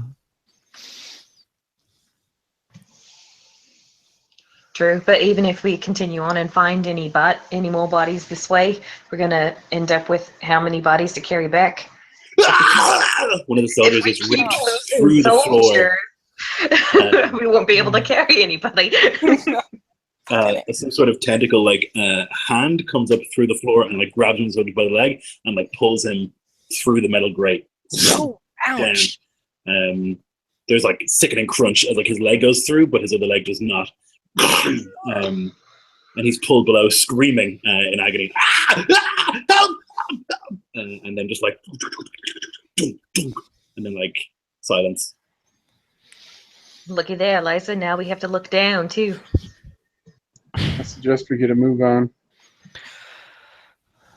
Seems like it's not a good idea to stay in one place for very long. Grab the bodies. We'll go back. Might just nods at the sergeant. Yeah, Adam. Yes, ma'am. And he like looks at the soldiers and he like nods towards the bodies and they look at him like, Do we know? Did we kill all the worms? Fuck, did this have worms No. in them? there are like hundreds of them on the ground still. It would be a bit of work to like go around stepping on them. But we can just grab the bodies and pull them round. Grab them by their feet. Man up, come on. Yes, ma'am. And like they walk over and like they're like hovering over the bodies. They don't want to touch them. Clearly, they're like covered in this green goo, and there's like worms crawling on them and stuff. And for the love of Pete, and Trilby Plus- will go over and grab one-handed and try to and pull them out of the goo. Everyone- Eliza was like, Trilby. Let the boys earn their stripes. Yeah, seeing you kind of like think about doing it yourself, they like cop on and they start to drag them. That's right, grow a pair. Everyone off the grates. Do you want to give them a light toasting? Because if we're going to be carrying them, I don't want worms jumping out at us when we're in single file. And could I do a similar check on the bodies to see if they have like any innards like the other one did in his chest? Definitely. A medicine check. Please. Can I do one help? I would. Something speed it up. Yeah, can he help me and give me advantage? Because that 7 was horrible. I'll take the 16. Yeah. So you are a scientist, and your scientific opinion is that these guys are fucking riddled with worms. Like there's something relatively big, like moving around inside of them. Maybe we shouldn't bother with the bodies on these ones and just get the spines. Liza tosses a knife to one of the soldiers. And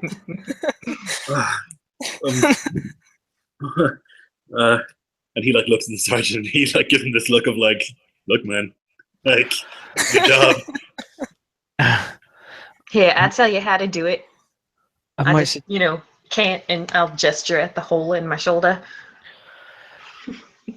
suggest if you were torch along the spine, just gently, the worms might be driven away from the heat. Meaning they might not jump out at you. So That's pull a out good the idea. arc tool and just she'll be right there with the guy, just like, I'm not holding your hand, but I'm fine. Just do it. Eliza's torching, and Trilby's like standing over the shoulder, like, no, don't cut there. You'll not there. That's C2. A little bit higher. No, lower. You're too far to the left. It's not fucking surgery. Just cut them out. We don't have time. He like plunges the knife into the back and like begins cutting along the spine. And you can see now that it's so disgusting. He like obviously has to like pry it open so he can like get at the spine, and you can see that there is like a serpentine thing like rolling around in here, like moving. I'm gonna like zap it with a low voltage on the arc tool or something. Okay. No need to be gentle, Eliza. Just get rid of it. I'm assuming it only has a low voltage. Roll initiative, please. Ah, shit. All of us, or just All of you. I have advantage. There's a modified 20. I have advantage, and I got 15.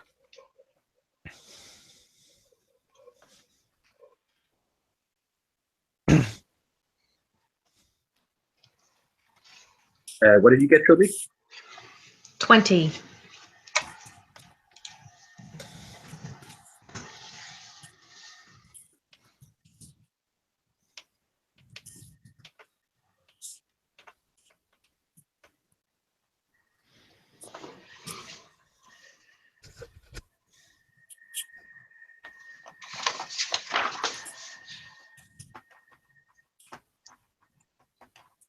Yeah.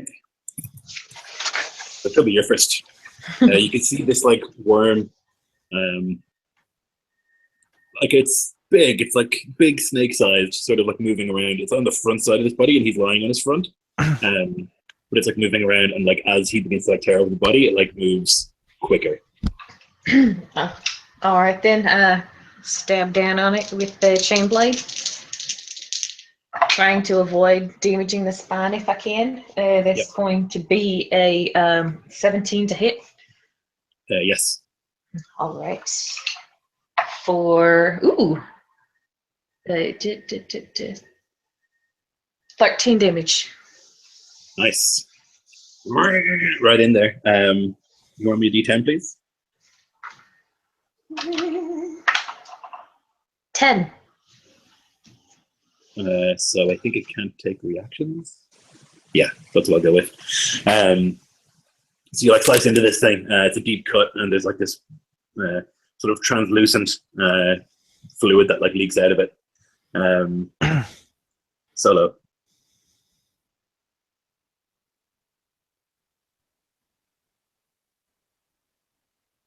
So what currently threats do we have in the room? So there's this worm that they're dealing with, and you can see the other soldiers' bodies are also like writhing now, and the worms seem to be agitated. And there was also some still on the floor from. Yeah, those aren't really a threat to you. Like they're minuscule. Okay.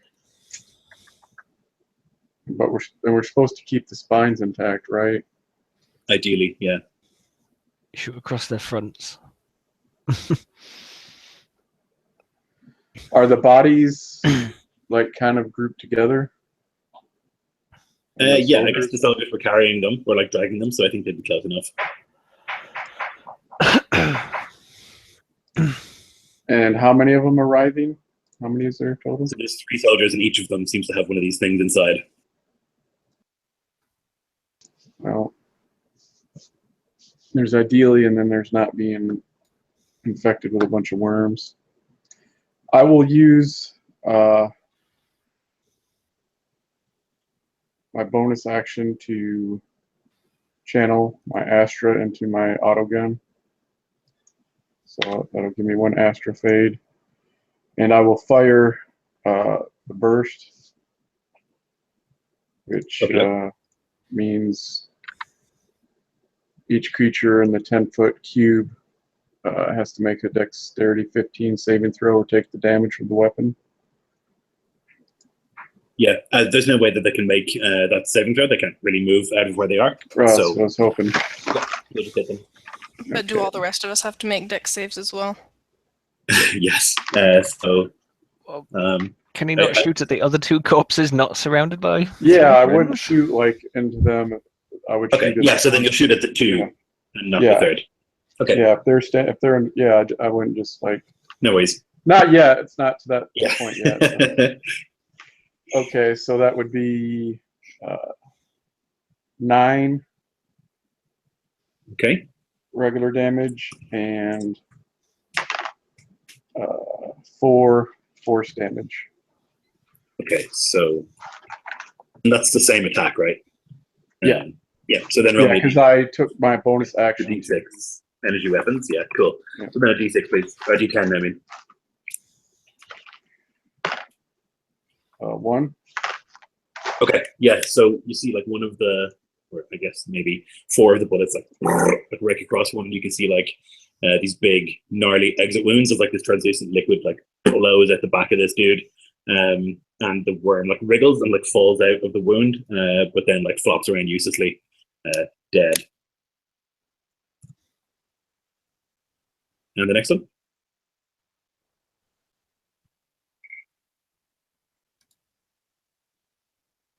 Well, it's the same. Well, I guess it would be a second. So that would be. Oh, they take the damage. Is that how it works? Yeah, I think it would just be Okay. 1 roll. Yeah. Okay, so then another D10, please. 10. Okay, so this one loses its reactions. A pretty good hit, but doesn't explode the way the other one had. So the worm at the soldier where you're standing around,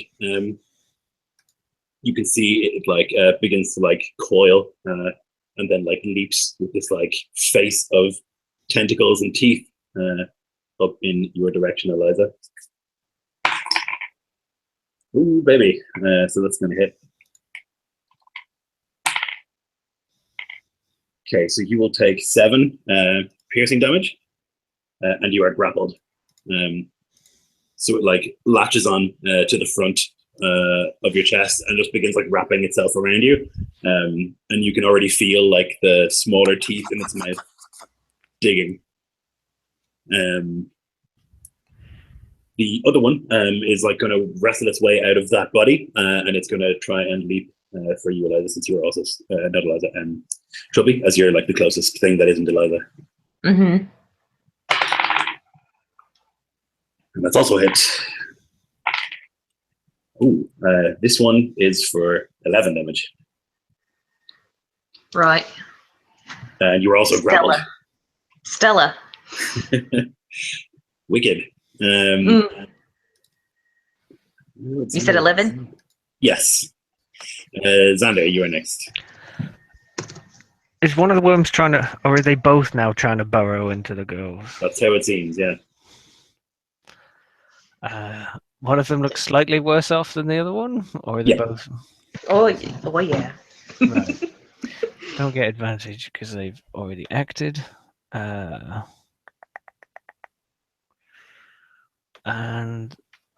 yeah, so bonus action activate the Astra.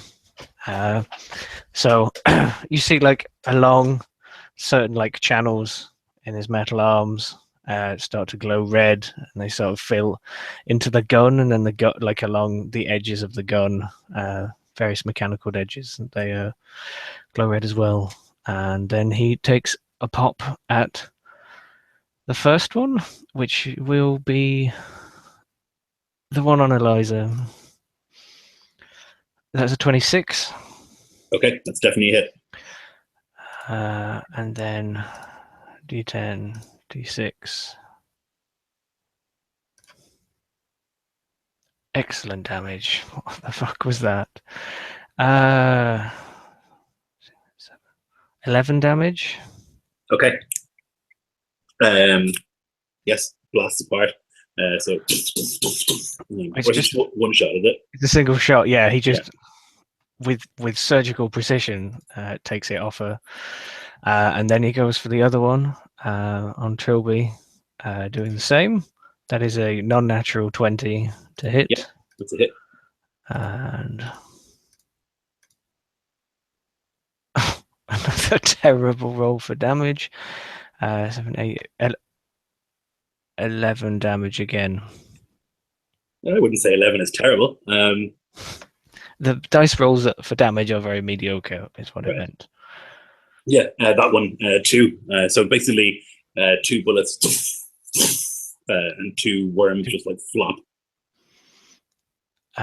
Yeah, so it almost like silently, he just raises it, channels it, bang, bang. These 2 incredibly delicate shots, and both the worms fall dead.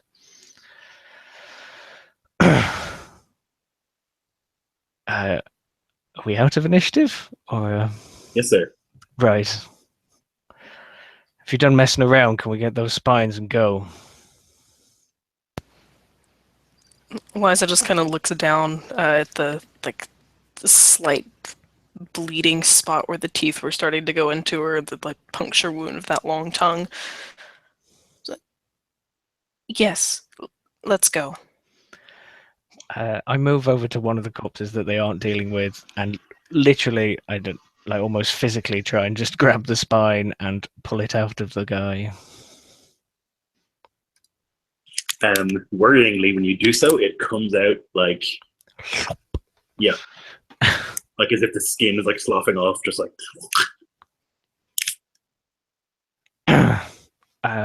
You can see attached to it are all these like extremely delicate, like almost like hair thin metallic sort of rods and stuff that you can pull away with it just fine. It kind of takes a moment to look at it, just assess the work, because I'm sure it's probably an interest of his. Yeah, this is incredibly fine. Like as I said earlier, it's almost difficult to see. It's so minuscule and delicate. You reckon there's no chance that when they bring this back, it's going to work again? It's really a case that they just don't want anyone else seeing it. Sure, being reverse engineered or whatever. Yeah. Whichever soldier has like a pack on or something, or a spare pack, I'll just throw, without even looking at it, just launch this spine and all its bits like at him, and then go for the other one and pull that one out and throw it at him as well. Yeah, he gathers them up and puts them in his pack. Just seeing like the ends of the spines poking out like the top. Looking like some terrible barbarian conqueror with a bag full of spines. We done here?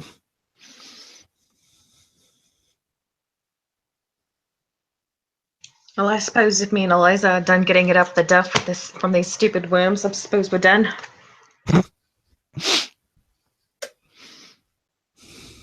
So you're heading back to the first room, is that right?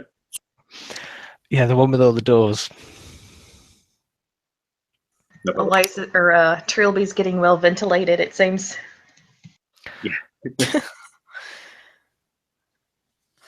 So you, As they're walking back, Eliza just kind of lean in towards Trilby. You're not looking so good. How you feeling?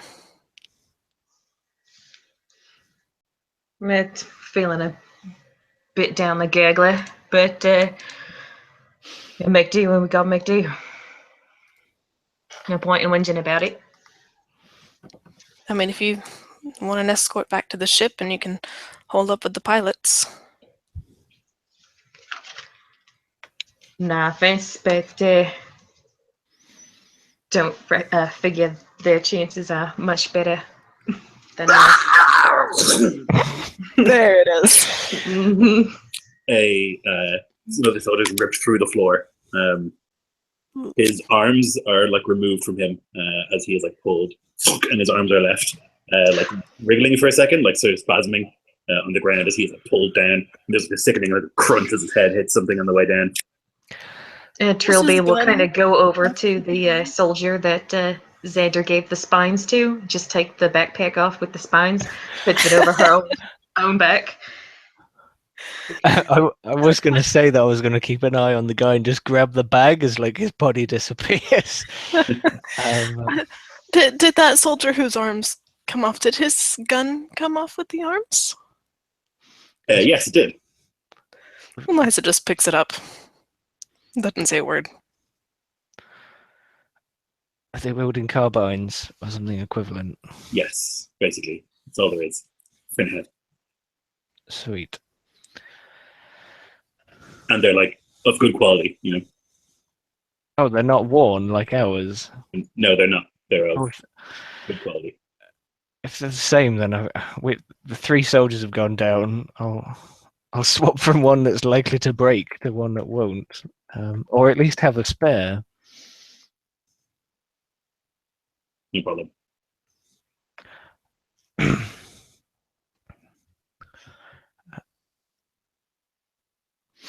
So, These soldiers, they're augmented too, right? Or are they not? yeah, they are. So we're losing tech as we're picking tech up. It's just are these soldiers shittier tech than the stuff that we're? I guess that's the Okay. implication. It's not clear when looking at them, but you would reckon they wouldn't send more like experimental soldiers to go get the ones who have vanished. Okay. How many soldiers are we down?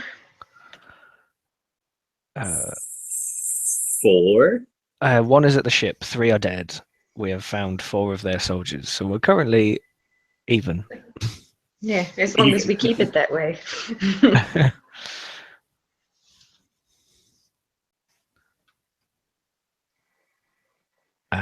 Probably after the kill, we run the rest of the way, or at I would least imagine so. You probably should have been running the entire time. probably. So now, like belting it down this corridor, and you can hear like as you're running, like moving around. Fabulous. I did have one question. The guys who keep getting dragged through the floor and lifted up through the ceiling, are they tending to be in the front or the back? It is random. There's no pattern that you can discern from how people have been killed. It seems to have been chosen randomly. Damn. I was gonna say, all right, all you guys in the back, we'll go first. But I guess like what you would figure is like they're the ones who aren't looking particularly hard at the moment. You know, they're like not the least aware, I guess. Constant vigilance. That bodes well for the girl with the 10 passive perception. And you've got the spines I think now. mine's 12.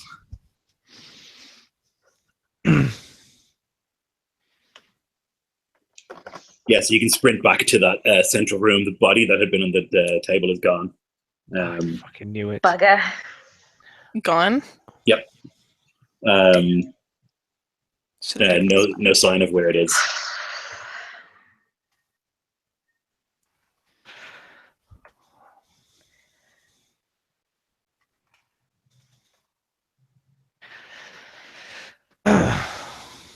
Xander, you picking the next door too? Wow, it's such success the last time. There's no point crying over lost tech. Men, door 2. There's a much less enthusiastic hoorah as they begin moving down that corridor, identical to the previous one. Tight, enclosed, dark, and making the assumption, you begin sprinting once more through this corridor. Absolutely. Goes on for some time, and you will eventually get the same. They don't even do the message anymore. They run into the room, they check it. You could tell the soldiers are afraid, like their discipline isn't where it's supposed to be. There's a lot less sort of procedure going on. They seem to be on the edge. They're like pale, sweating, very, very afraid. You can tell. They're taking the packing a sad, as it were. I guess a bunch of their friends have How does the sergeant understandable. look? They you and they enter into a room. There's like 3 levels, and this kind of spiraling staircase going up to each one. It looks like this was like a rec room or something. There's like a little fountain in the middle, and there's like sofas and stuff. Everything is spotless. Nothing has been destroyed or anything like that.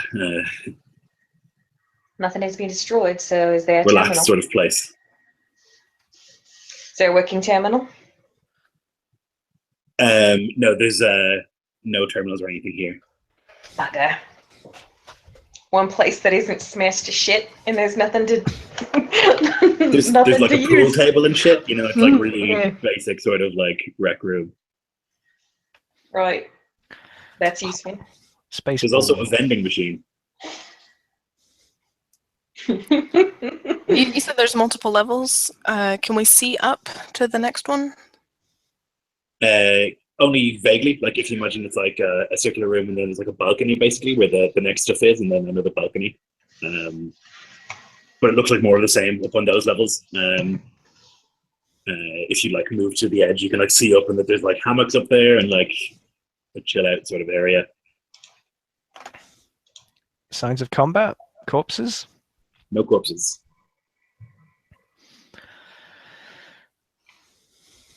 Well, it's possible there's another one of those sacks up there somewhere.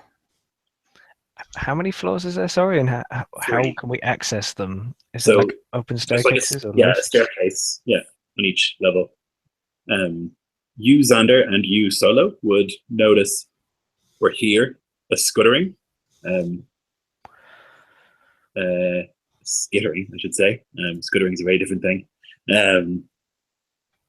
Like,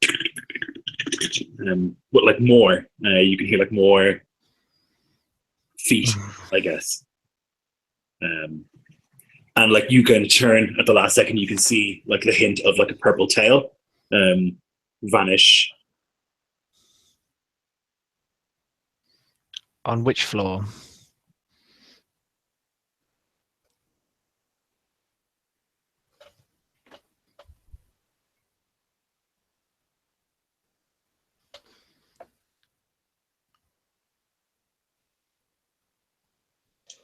Hello? You're muted, Lloyd. Yeah, I thought, did you not hear me? So there was like a thing and it ran away. Yeah, I asked which floor. Oh, I did not hear you. Okay. So it was on the very top, like on the ceiling. You could just barely see it skittering away. Right. And you said there seemed to be more feet this time, like potentially Yes. more aliens. Sounded like more.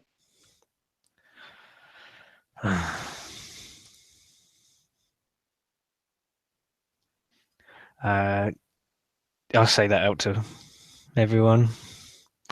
We've got company, and potentially more than one.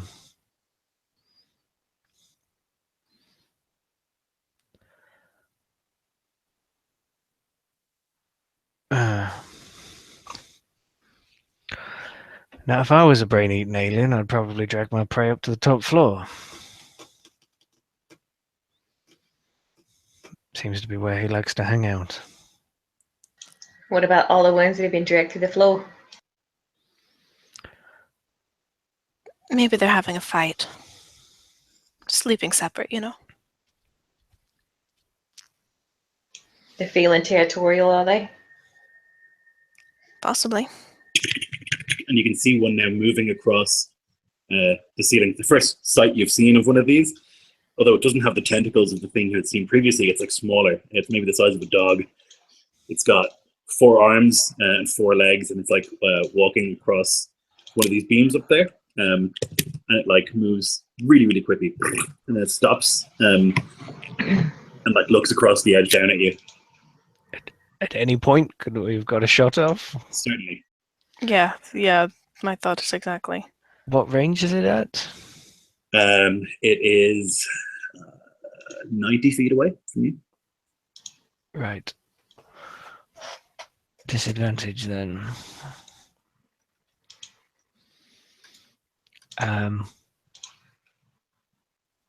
Oh wait, rolling initiative.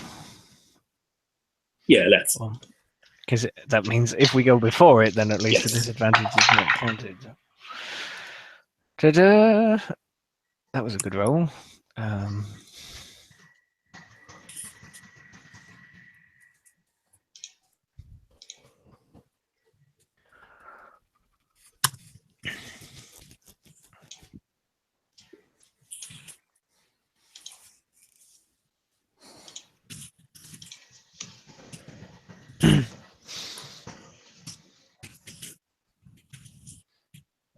Okay, cool.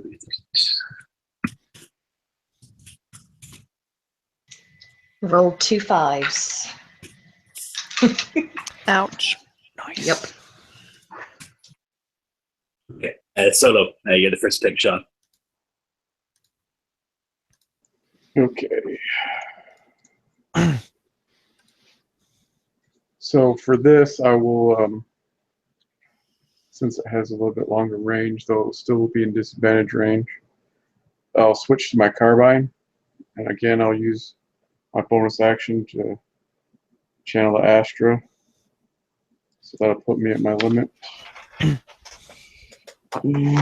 so, I'm not sure if you've got the same thing I've got, but I think it lasts an hour. If he's Yeah. changing weapon, though, Yeah, to a different yeah. weapon. so straight roll, that would be 20, unnatural 20. That's a hit. Okay. This is a little bit better for the single target damage. Where are my dice? Yep, roll the dice down. Okay. So that would be 14 plus 11 force damage. Yeah, so the shot just right through the eye and goes out the other side, and this thing Oh. just falls. Wait, I misspoke. That'd be 5 force damage. I don't get a bonus, my dex bonus to that. So it would be 11 regular damage and 5 force. Still enough. It like falls off this thing, just like into the ground, and then you can hear like building, and a bunch of them come out of the ceiling, and 2 of them even from the ground, like out through the metal grates. They're small, like I say, like dog-sized, but there's a lot of them. Looks to be maybe 10 or so of them advancing. Are the soldiers going to join in the fight? Yes, they are. Oh yeah, they're the wonderful. Well, actually, if more targets show up, can I get a second attack? Can I get a second attack off? But this time, it won't be with advantage. Well, If you shoot one of the ones on the ground, are they closer? They are closer, yeah. Okay. So that'll be a 24 to hit. Absolutely. So that will be 14 regular damage and only 1 force damage. Another one explosion, and it's dead. Its head like explodes in parts, and it falls down to the ground. Eliza.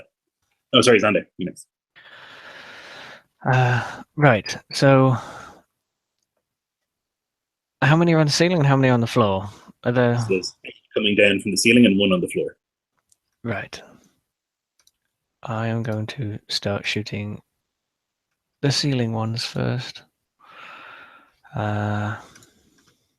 So I get disadvantage. They're at disadvantage, but I get advantage because they haven't gone. So it's just a straight roll. 16. Yes, definitely. I'm just going to roll to see if the other one hits as well. Non-natural 20. So they're both hit. I'm still using the same old gun with the powers on it. Got the other one in backup. So first damage. What are these damage dice? I haven't rolled above a 3 on a D8.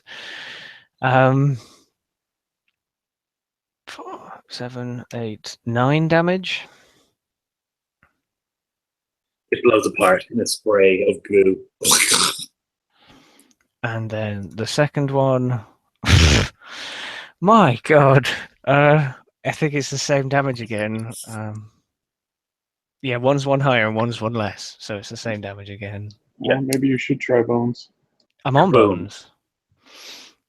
It seems like these things cannot take a hit. They're just There you go. exploding left, right, and center. Nice. Real dice are a tad on the loud side, otherwise I would be doing Oh, right. Okay, Eliza. Also, I'd back up. So Not out the of, one like, on the the group. floor just exploded, right? You shut the ceiling down, right? Okay. I shot 2 from the ceiling because Yeah. I'm better shot, so I thought to leave the easy shots to people who... Yeah, well then I'm shooting the one on the floor. I had 22 to hit. Absolutely. And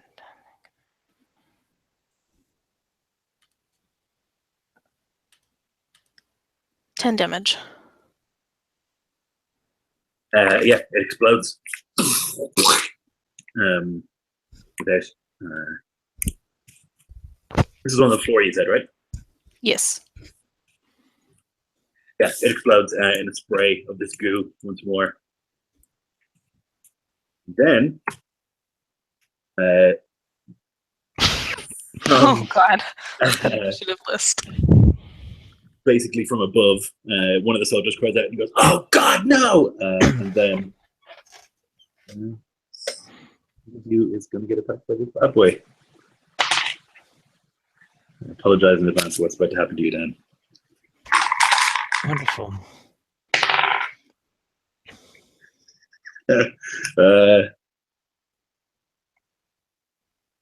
Not good news. I don't get any, like, deck save. I'm pretty agile and pretty perceptive. So it was invisible. Okay. And it's sneak attacking you, I guess.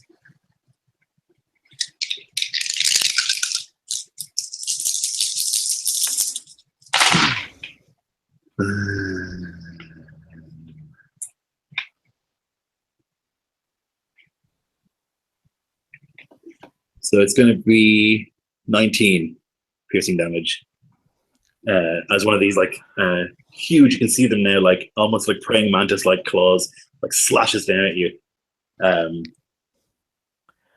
the thing like materializes in front of you, like if you can see it like in the corner of your eye, and like Predator, basically from nothing, it just like begins to coalesce into a real shape, and then just like slashes.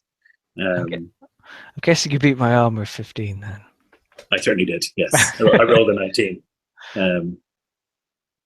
and it slashes into you, and then you can see as it does so that it begins to vanish once more.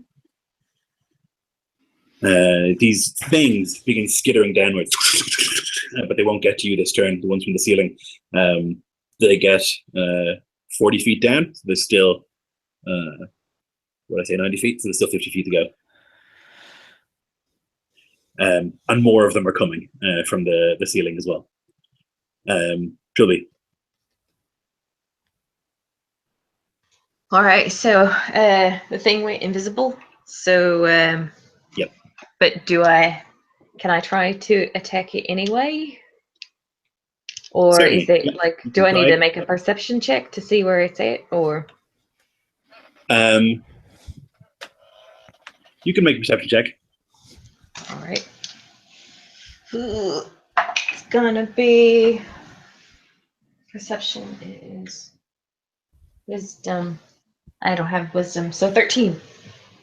Yeah, so like the laser of your gun is like you're like pointing at thing.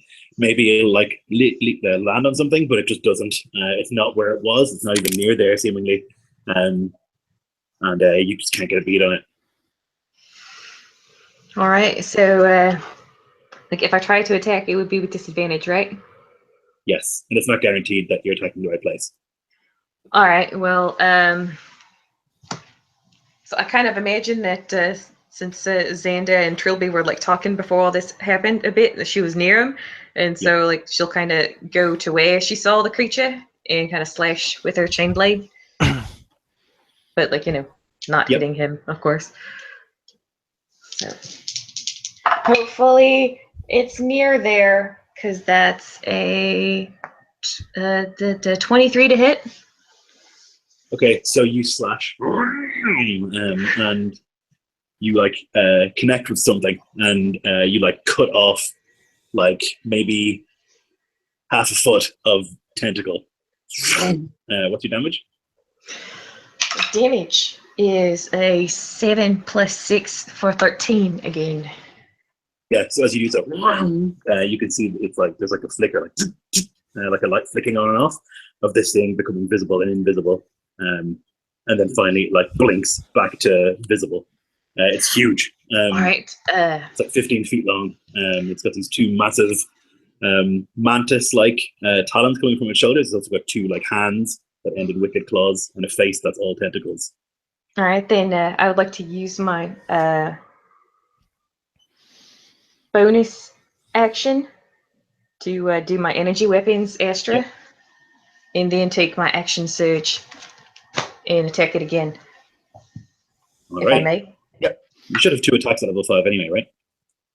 Yes. Not well. That doesn't say that anywhere on my sheet, so It should. Yeah. You have 2 attacks. well then I'll do that and then probably action surge. That's a natural 20. Oh baby. Oh baby. And you just put the Astra on, so the Astra dice gets doubled. Yeah, so I roll but the dice twice, correct? Yeah. First set was 11.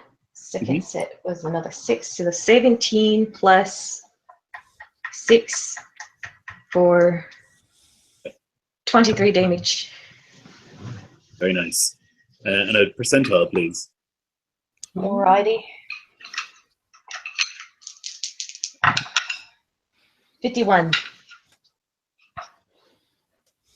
Oh baby, it's a good one. So the first slash hits it in the tail. The second, like you like stab upwards, and you like feel it like ping off a bone in this thing's back, and it like goes rigid, stops moving. It is stunned until the end of its next turn.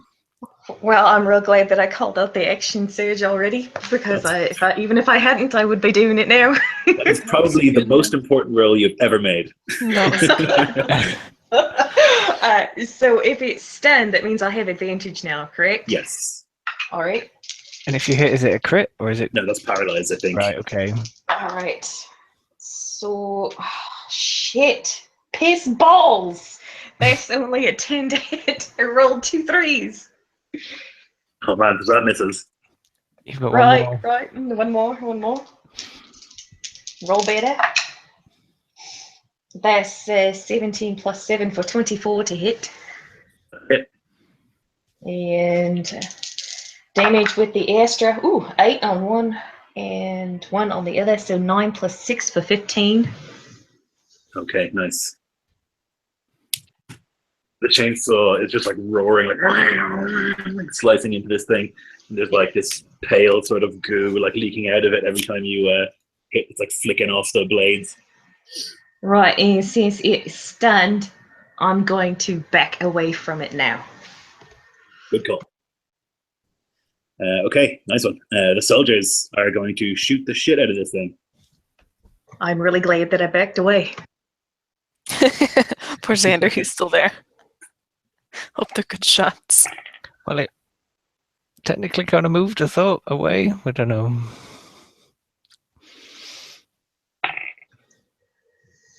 So the soldiers like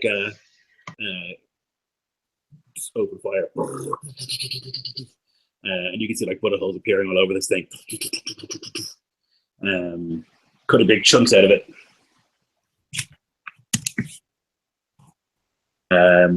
And then it's back to the top. Solo. How's it looking? Not good. Excellent. Stella, I mean. So we have a bunch of these stuff on the ground now chasing after us. They're still on the way down. The broodlings, they're still on the way down. But this thing is also on the ground floor with you, but it's stunned. Oh, but it's still alive? Yeah. Okay, well, that makes the choice easy. But it's the only one on the ground. I'm going to take a shot at that one. Yep. You have advantage because it's stunned. I'll just take it. Oh, 18, 28 to hit. That'll do it.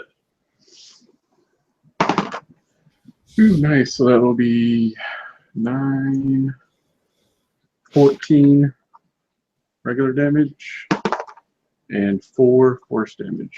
Okay, nice. Is it still alive and It's still kicking? up. Yep. Well, then I will go ahead and take my second attack for 22 to hit. Uh-huh. Ooh, nice. That'll be 15 damage and 5 force damage. Okay. So the 2 shots go through its head. And the second one, it finally like it's been like stuck in place. Obviously, like its muscles and stuff have like been contracted or whatever. Its nerves aren't working. And the final one that goes through a vital part of its brain, and it like stumbles forward onto the ground. Now, is the path ahead of us currently clear? Or are we boxed in? So the things are coming like down in front of you. You could run back.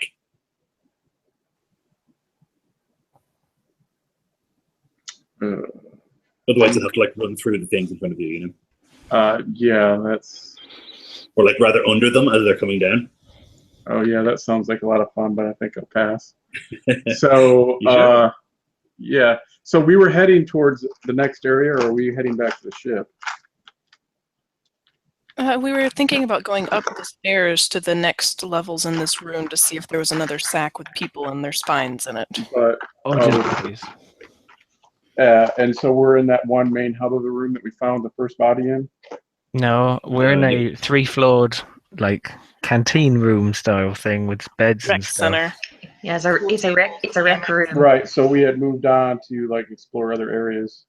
The second Yeah, like- floor of 4. Oh, Yeah. while So ago. basically, I'm not sure what everybody else is doing, but I'm gonna say fall back, and I'm not gonna just like turn and run. It'll be like, you know, a tactical retreat where I'm still Sure. Shooting as you go, kind of. Yeah.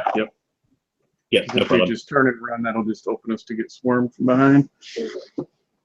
I mean, there's like 6 or so aliens or something coming down from the room. More have come since. Yeah, I he mentioned. said more. Yeah, Yeah. yeah. Okay. How many more? Too many, to put it lightly. So like the kind of openings are coming from the top are like they're like some of them are like falling down as they try to push out. So Yeah, they're, it's like swarming, you know. you can see there's more behind the ones that you can see Yeah. coming through. Yeah. It's like raining bugs, basically, is the impression I had Exactly. gotten. Yeah. It's becoming that scene from The Mummy with all the scarabs. Yeah. Yeah. Yep. So that's why I'm like, fall back. It's time to leave.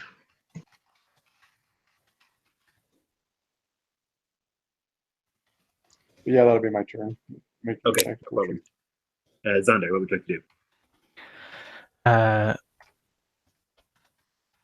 Well, one of those huge claws slashed across me, so like I don't know, cut into the jacket, and it sort of flings free.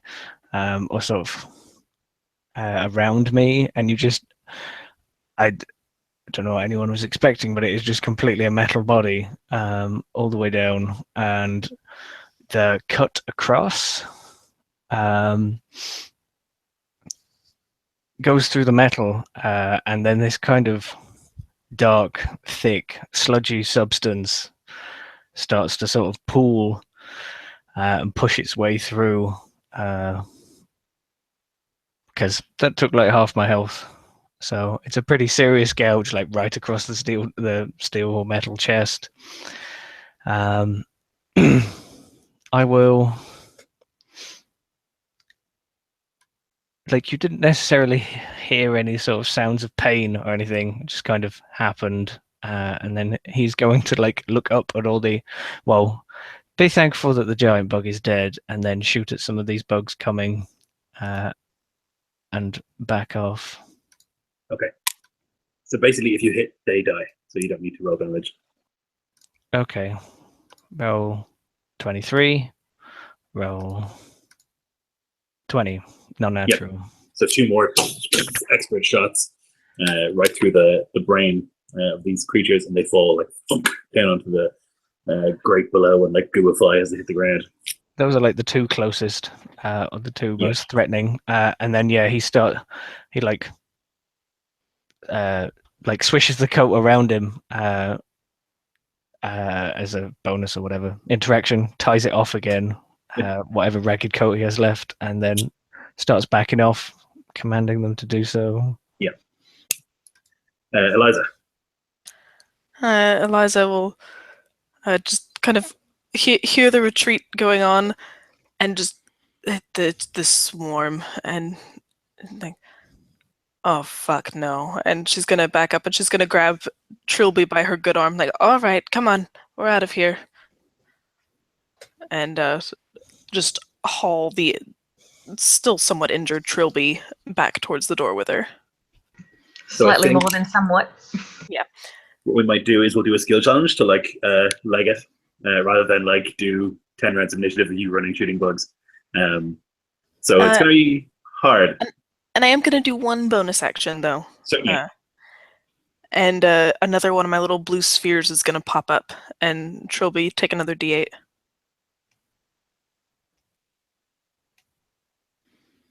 All right.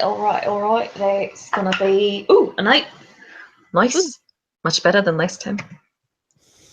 Do we get to pick the skill that we're rolling? Yeah, as long as it makes sense. I'm going to need 4 successes before 2 failures. So I got a 21 on survival. Excellent. What's 15 plus 8? Jesus Christ. 15 plus 8 is 23. 23. 22. I know how to math. All right, if he's doing survival, where did that accent come from?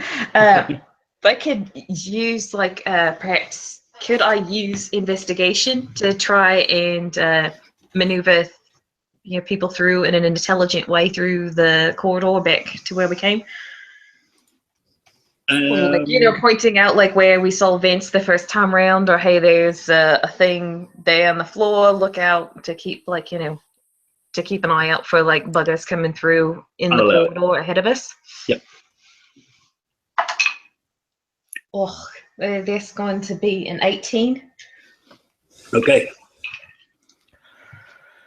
Just kind of shouting and it's like, stay to the left over here, then go to the right. Yeah, so you're like sprinting or whatever, and there's bugs coming out of fucking vents above you and like leaping down. One of the soldiers is like brutally sliced apart by one of these things. As you continue just like running, you're like, watch out over there! And everyone ducks as like another bug like flies across and splats into the wall. I'm going to roll acrobatics to like dive up and over and around insects, or like push off walls and kick them back into vents or whatever as I go. I have a plus 10, so I hope I roll wicked. That's 12. Oh no, it's a set. I thought that was a 2. Okay, 17. That's a 7. I All thought right, that nice. fucked me. Yeah, so there's like oddly spry, an energetic robot man Yep. starts leaping, like holding onto his hat, like Indiana Jones style, and just navigating this corridor incredibly well. All right, and Nice. I've got a question. Mine's a little more out there. For mine, so I've still got a little arc tool. Can I like if I see one of these things crawling on walls or the ceiling grate or the floor grate or something, just essentially zap it and voltage and just shock the whole length of the railing, Hmm. electrify them. I'll say yes if you use a skill to do it. I have an arc tools Proficiency. proficiency. Right? Yep, go for it. 21. Okay, nice. So between your skills, you're able to like navigate through this labyrinth back into the room where the body had been previously, and you can see like coming down the other corridors are more of these fuckers. Yep. Sorry, I was just gonna say, can we holler at Ulysses and tell him to radio head to the pilots and the soldier that was waiting on our ship to Yeah. prep the doors, be ready to open them. Get the Close them fucking quick. thing going! He screams. Exactly. As you guys are like running or whatever, and you can see like one of these like corridors is being torn apart by this huge thing, 20 feet, just like pulling its way through the God. ripping way its way through. So you like continue lagging it. Can I have? I know we've shot a bunch of these aliens dead, and they're not that these dog-sized ones, or whatever, or smaller. They're not that big. Could I have picked one up? What? A dead Sure. one. Yeah. Cool. No, never keep it to study. It's not for me. It's for the corporation. We've Yeah, only so like you've got the gun in one hand and like this fucking alien over your shoulder, just sprinting. I would have held it at arm's length until I could like see that it wasn't full of worms. Right, If yeah. it is, I'm dropping it. But if not, like Doesn't seem to be full of worms. I know how these corporations are, and we have like less than half of the spines, so I'm bringing them a gift. Wise. So you continue sprinting, finally getting out to like the launch pad, and they're like streaming out behind you. The pilots have like the rotor guns like going, and like as you come out, they just like unleash like this fucking continuous fire on the door, and like aliens begin to build up as you like run onto the ship.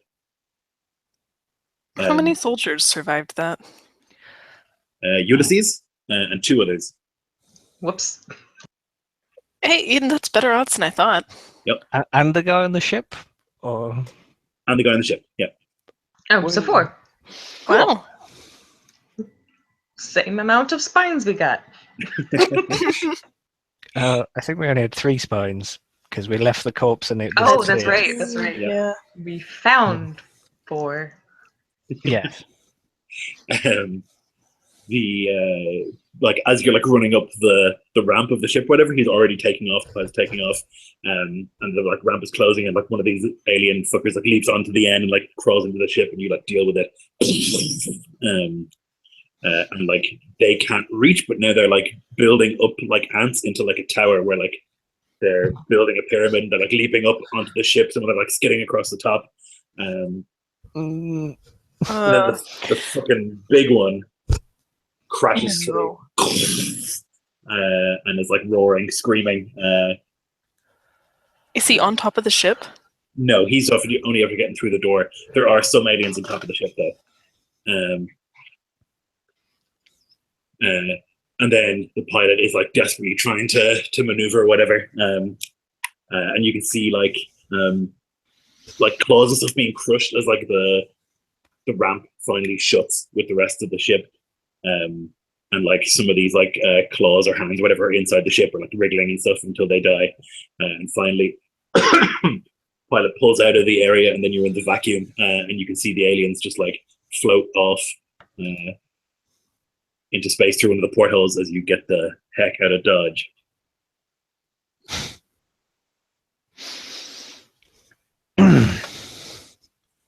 Well, that was a shitstorm. These jobs always are. I would like each of you to make a con save, please. Oh, fuck. Actually, not the cybernetic people. Oh, fuck. Yay! Mhm. Are you making it for all of the crew as well? Is it going to be cybernetics versus everyone? But some of the crew was cybernetic. I suppose, Right. actually. Yeah, well, you guys are basically metallic, which is why you're not making this save. That's a 9. Oh, gonna have to execute the doctor. What about you, Sula?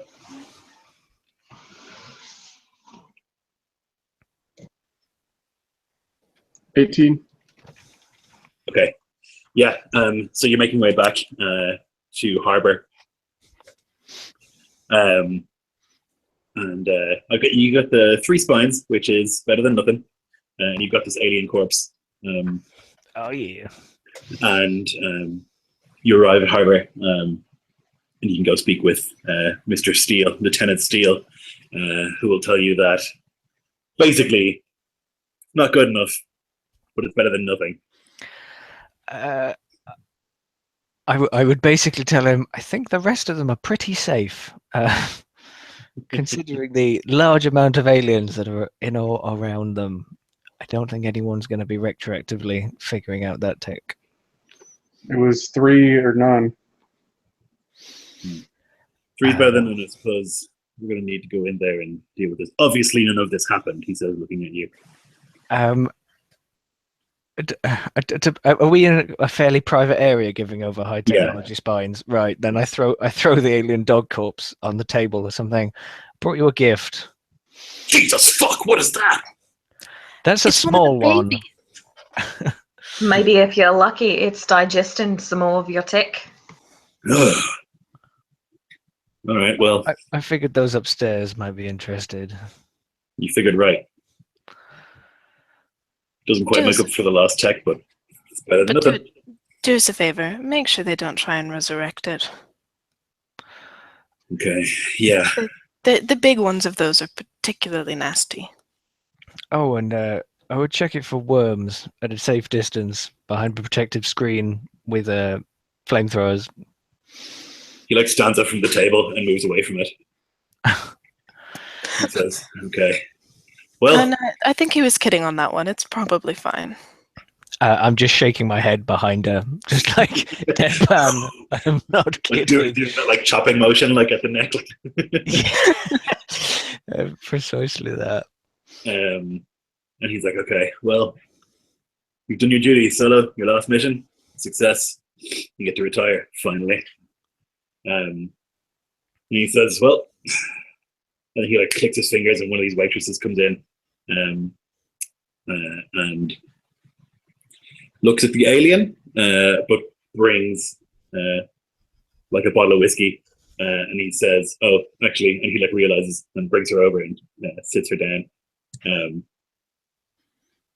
I'll talk to you in a second. He like pours glasses and wants to cheers. On that, like all of this way back and stuff, I know people might be quite shell shocked. Do we actually notice that anyone acting a bit weird, a bit wormy? No, Nothing. Okay. Right then. Job well done. We're all clear. Hoorah! You can see at this point, like the front of the jacket's probably like very dark with this ooze. We'll get you seen to, but for now, cheers. Ta. Cling, cling, splat. An alien bursts from your chest, Trilby. Sweet. That's where we'll end it. Oh. All right. Well, thanks for playing and thanks for watching. If you did, I hope you enjoyed it. A little tribute to aliens, I guess, and Space Hulk combined. Yeah. Catch you next time.